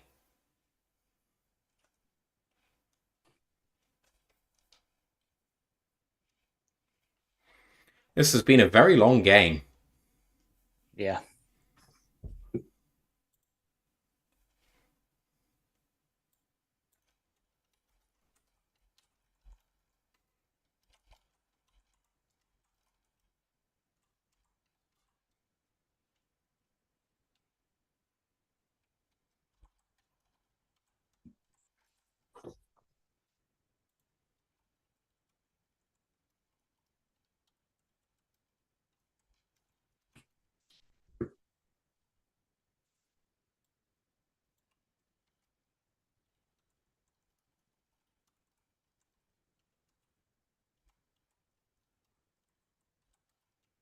Out the back of the end zone.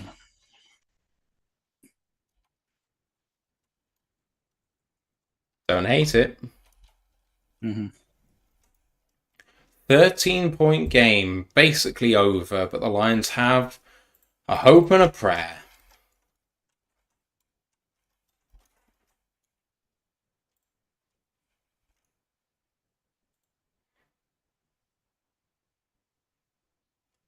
PK Jr. with a really helpful comment saying, if we can score 2 touchdowns on this possession, I think we win the game.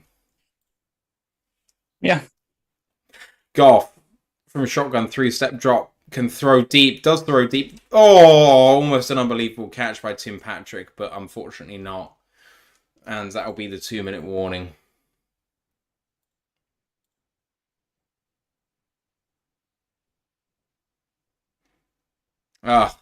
Unfortunate for Tim Patrick.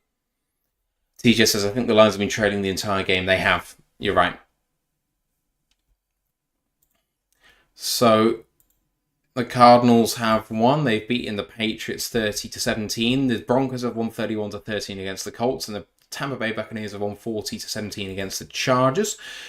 And the Eagles have beaten the Steelers 27-13. This is the only live game, and then Sunday Night Football is coming up after us. That is the Atlanta Falcons. No, it's not. Is it the Chicago Bears? No, it's not. It's the Green Bay Packers against the Seattle Seahawks. I forgot that it was a doubleheader tomorrow, which is fucking stupid. Why are they doing that?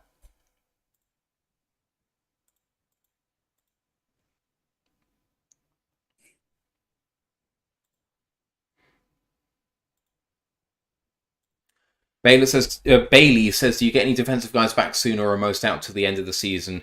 There's a few out for the season. Alex Anzalone can potentially come back towards the end of the year, week 18, week 19 sort of area. Aiden Hutchinson looks like conference championship or Super Bowl. Derek Barnes is done for the year. Kaminsky can technically come back anytime, but we've heard nought about him, so he's probably done for the season. JRM can come back anytime now. He's eligible to be activated as of 2 weeks ago, but Ezekiel Turner's been doing well enough that you probably don't have to activate him. Well, and also, apparently, he's not ready anyway. He's not ready anyway. And Rakestraw can come back now. Yeah. Maybe we need him to, because Vildor's done for season. Vildor might be done until the start of next season. Vildor? Depending on how... No, fucking there. Sorry, Dorsey. It's tied on Dorsey. I'm sorry, I'm tired. I say it. Dorsey. Dorsey's probably done till September time, depending on how bad the break is. Those are all the ones we've got on there right now. I mean, at the end of the day, we've listed out a load of guys, all of which are kind of important, but actually, it's just Aiden. Frankly, yeah. I know that a lot's been made about the defensive injuries for the Lions, and it's not great to have all of those guys out, but Aiden's the big one, and Alex Anzalone, and Davenport, fine. Okay, those are bigger ones, but if it was just those three, you wouldn't be shouting about all the defensive injuries, but it'd still have the same impact for me. Right, here come the Lions again. Yeah, it's Goff, just two-step drop, under pressure, throws. Really good tackle in coverage by number 42. Third down and 5. Lions are going all too slow here. Third and 5. Goff looking under pressure. Going to walk into a sack. He turfs it towards Gibbs. Fourth down and 5. Yeah, just because we've obviously got the time of that. It's just the accumulation to say, like, okay, yeah, Aiden and Anselo are technically the big ones, but you've also got Barnes, who's your starting Sam, out. Rodrigo, who's your best backup linebacker, out. Obviously, Davenport, we said. Iffy, who's your safety free and was useful last year, out. Kaminsky, who's technically a starter last season, out. Rakeshaw, who's a second round pick and could be playing right now, in out. empty. Fourth and 5. Takes a snap. 3-step drop. Not under pressure. Throws. Caught. Amon-Ra for a first down. And out of bounds.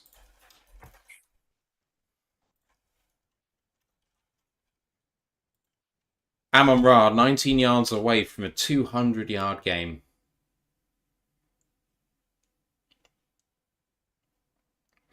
I think a lot will be made of the Detroit injuries, and while I think the accumulation of it does make a difference in terms of star power, it's just Aiden and Ellie and Alex Anzalone for me. Goff, 3-step drop. I'm going to get sacked, is he? And he spins out of it. Still going. Going to throw. And incomplete. See, yes and no. Because for me, like, we showed between the Cowboys game and like 2 weeks ago that we can get by without Aiden. It's just because Aiden and then or having all these other players who stepped up in his stead and now gone, and we're down to, as much as they have done well enough considering who they are, Ezekiel Turner, Ben Neiman, Jamal Adams, all these guys taking snaps. It's just the accumulation of talent drop-off is just too much. The Packers showed it last week. There's a way to score on us. They just couldn't do it at will because of the team they are. Buffalo have the talent and offense to do it. The Eagles will do. The Bucks potentially might do. I know they don't have Chris Godwin right now, but they found something with Bucky Irving, and Mike Evans is back and is on form. Good completion by the Lions over the middle for a first down. They then clock it. Second down and 10 at the Buffalo 48, 49. Grandizer asked us the question, why should the Lions have traded for a top pass rusher from a team who may have been potentially shopping the player desired? I mean, that is Zadarius Smith. The Lions have done that. Here we go. Second down and 10. 1:05 to go. Goff from the 48-yard line. Well protected. Throw over the middle to Laporte. Lowers the shoulder. Gets himself 11 yards. First down and 10. But under time pressure again. 54 seconds to go. You're in onside kick territory now for the Lions. Clock it again. Yeah. Again, yeah, we traded for, to go back to the question, we traded for a top one. It's just then, look what has happened after, obviously, top 2 linebackers out. It's just the accumulation, as you say, over time, and it's just, there's only so much the offense can do. Like 35 points would win you the game 85% of the time in the NFL. It's just this week we've come up with a team who can score more than that.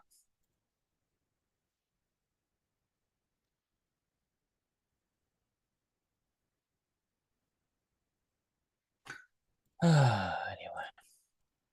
Third and 10 after Ed Oliver destroys the offensive line, not for the first time tonight.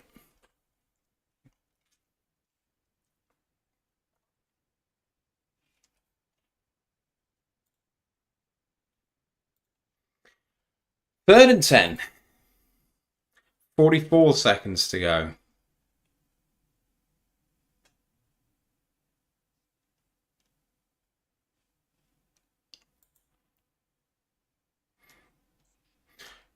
Oh, Goff turfs it.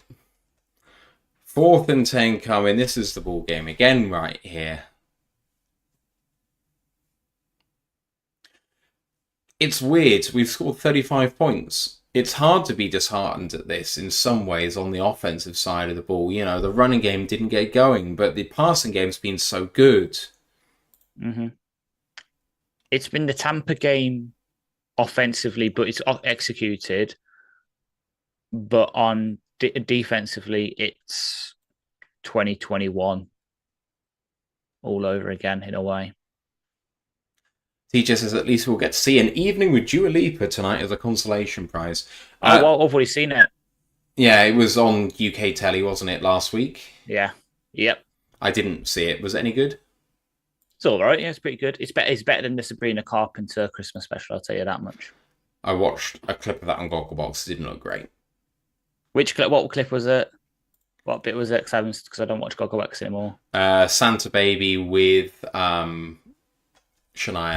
Shia. Yeah. The big one for me was Chapel Roan because it was last Christmas, but for some reason they both decided to sing in the same key, so it just clashed and sounded horrible.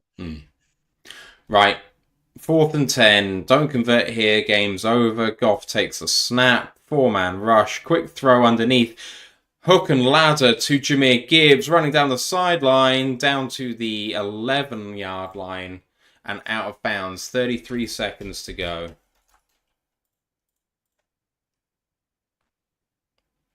Tony Romo coming up with a stat about hook and ladder plays. He doesn't have a fucking clue.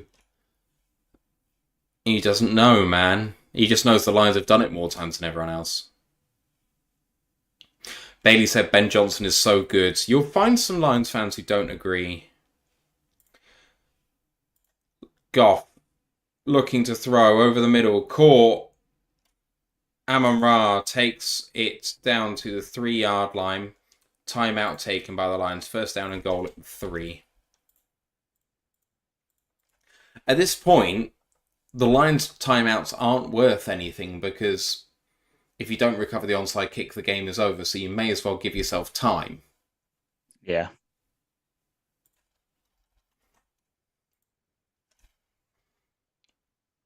If you score here and get the onside kick, if you have one timeout, that's probably enough to give you what you need to do. You need 2 chunk plays. And you get 1 chunk play, you take the timeout, you get another chunk play to win the game. So 1 timeout is what you need. You have 2, 25 seconds to go. You need to score this play to give yourself enough time.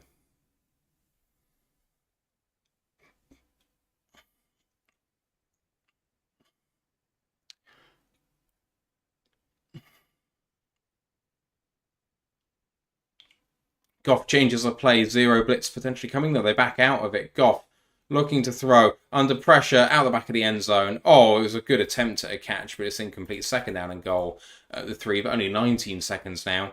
6 seconds went off the clock there. Bailey says, I say to those Lions fans, I will happily take Ben Johnson off your hands. I know you will. Ben Johnson, unfortunately, I do not think has the Bears high up on his list of potential places to go. I could be totally wrong, but I don't think I am. Goff, quick throw. Oh, incomplete, unlucky. Tim Patrick wants DPI, doesn't get it. 3rd down and goal. At least that only took 3 seconds. But you're very quickly getting to the point where even if you score a touchdown here, even if you recover the onside kick, you're in a Hail Mary territory now. Tim Patrick, ugh.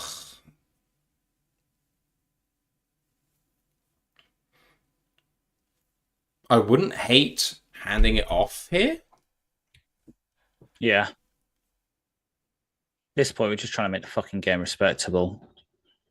Goff is going to throw. Under pressure, throws. End zone, touchdown Detroit. And is Jameson Williams. 12 seconds to go. There's just enough time.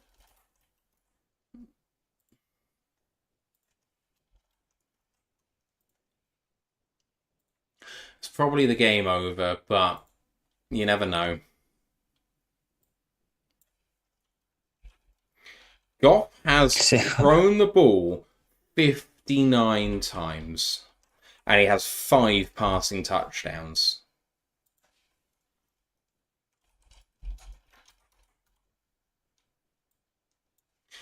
PAT up and good.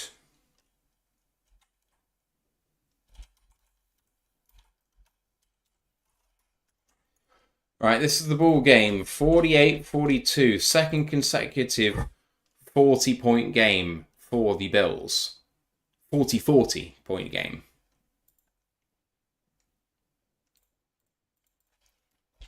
For all the Lions fans who left early, what happens if you get this onside kick? Lions still have 2 timeouts. They have enough time to recover the onside kick, have a chunk play, and have one go at the end zone.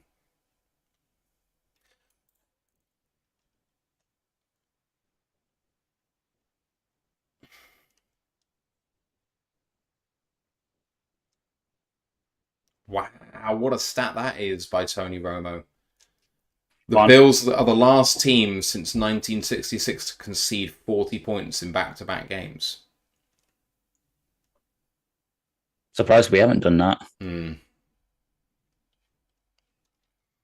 Right, here's onside kick.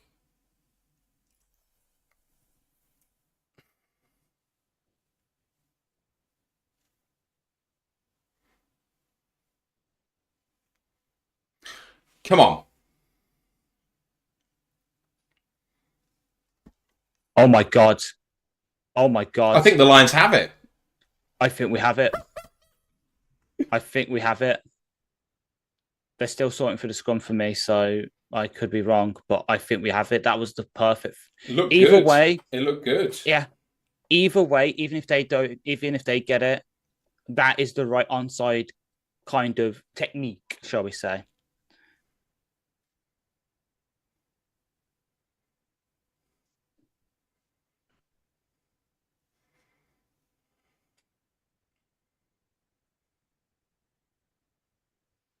Judging by the celebrations, Lions have it. They've got it.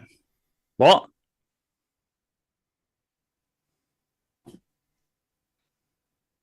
Oh, it's been called for the Bills. Yeah. Free Climb just said in there, Lions have it.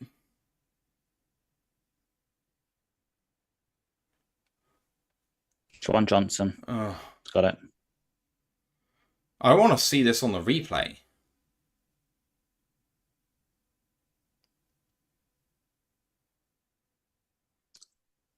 Yeah, Johnson gets it.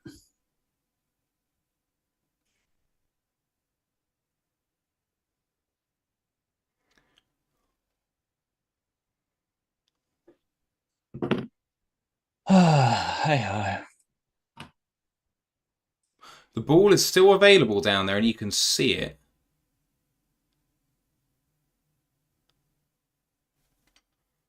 Oh.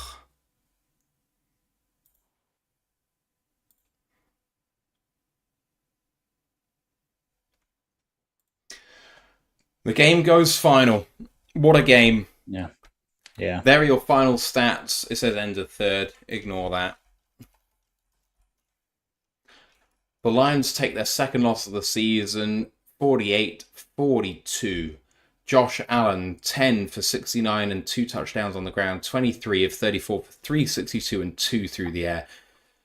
Cook, 14 for 105 and 2 touchdowns on the ground, and 5 of 5 for 114 for former Lion Ty Johnson. Goff had a career day for the Lions, at least. 38 for 59, 494 and 5 touchdowns. Also had a key scramble for a first down too. Jahmyr Gibbs 8 for 31 and a touchdown on the ground. And Amon-Ra St. Brown 14 for 18 for 193 and a touchdown through the air. I guess, Ash, not unlike the Bills, last week, the Lions made this respectable late. It kind of felt worse than the scoreline would suggest. A couple of key plays maybe for the Lions didn't go their way. Maybe some calls by Dan Campbell that you wouldn't want to replicate there. The onside kick maybe too early. Amon-Ra obviously had his fumble. And yet we've only lost by 6 when it all comes down to it. It's an odd game. I don't know how to feel. Nor do I, yeah, off like the onside kick. That's a question. Amon-Ra having his first career fumble. Maybe it looks better because the Bills kind of went into soft prevents, but it just, I think the main thing is the lack of push up front from the offensive line, especially in the first quarter, basically having all of Monty's runs bottled up. And then just the deficiencies on defense, which we just couldn't overcome. The Bills came into Ford Field with a game plan to attack our linebackers, and it bloody well worked. And it's something that they need to work on now because, the Bears are not the Bills offensively. The 49ers could be if everything went right for them, but it probably won't. And then it just, all this is done now. I know you were basically saying it earlier, like, okay, everyone was saying, even I was saying, this is, again, we can technically afford to lose. If we're going to lose one, might as well be this one. It's out of conference and that. But because what it's done in terms of exposing our defense, it makes it a bit harder because for a fact Kyle Shanahan will know how to attack this now. Kevin O'Connor, who is part of the McVay system, he'll probably have a game plan for it as well. TJ Hawkinson being back fit for the Vikings will definitely help them in that respect. It's something we definitely need to work on. Hopefully Anzalone can come back soon. And hopefully we can find an adequate way to patch up the secondary depth-wise because we're getting really thin there now. That we closed that game with 3 healthy cornerbacks active. I know Mosley's was inactive, so hopefully he can come in. But we need someone else there because we need to patch the holes as best as we can until we get to free agency. Because right now, it's not looking good. Lions fall to 12-2. We're going to be back for a recap show at 2:30 Eastern tomorrow. Ash, it's not maybe the birthday that we could deliver for you, despite maybe a perfect passer rating for Jared Goff or pretty damn close. It is what it is, but man, enjoy your shift tomorrow and we'll come and have a therapy session tomorrow. Guys in the chat. Sounds good. Thank you for being with us. It's 1 a.m, so we're going to take a rain check and we'll see you for the review show. Lions fall to their second loss of the season. Don't quite yet get to 13 wins for the franchise record in regular season wins, but we've got 3 more opportunities to do it. Our destiny is still in our hands. We need to win out for the number 1 seed. It's still possible, but maybe the foundations are shaking a little. Keep the faith. Let's go Lions, one pride. One pride.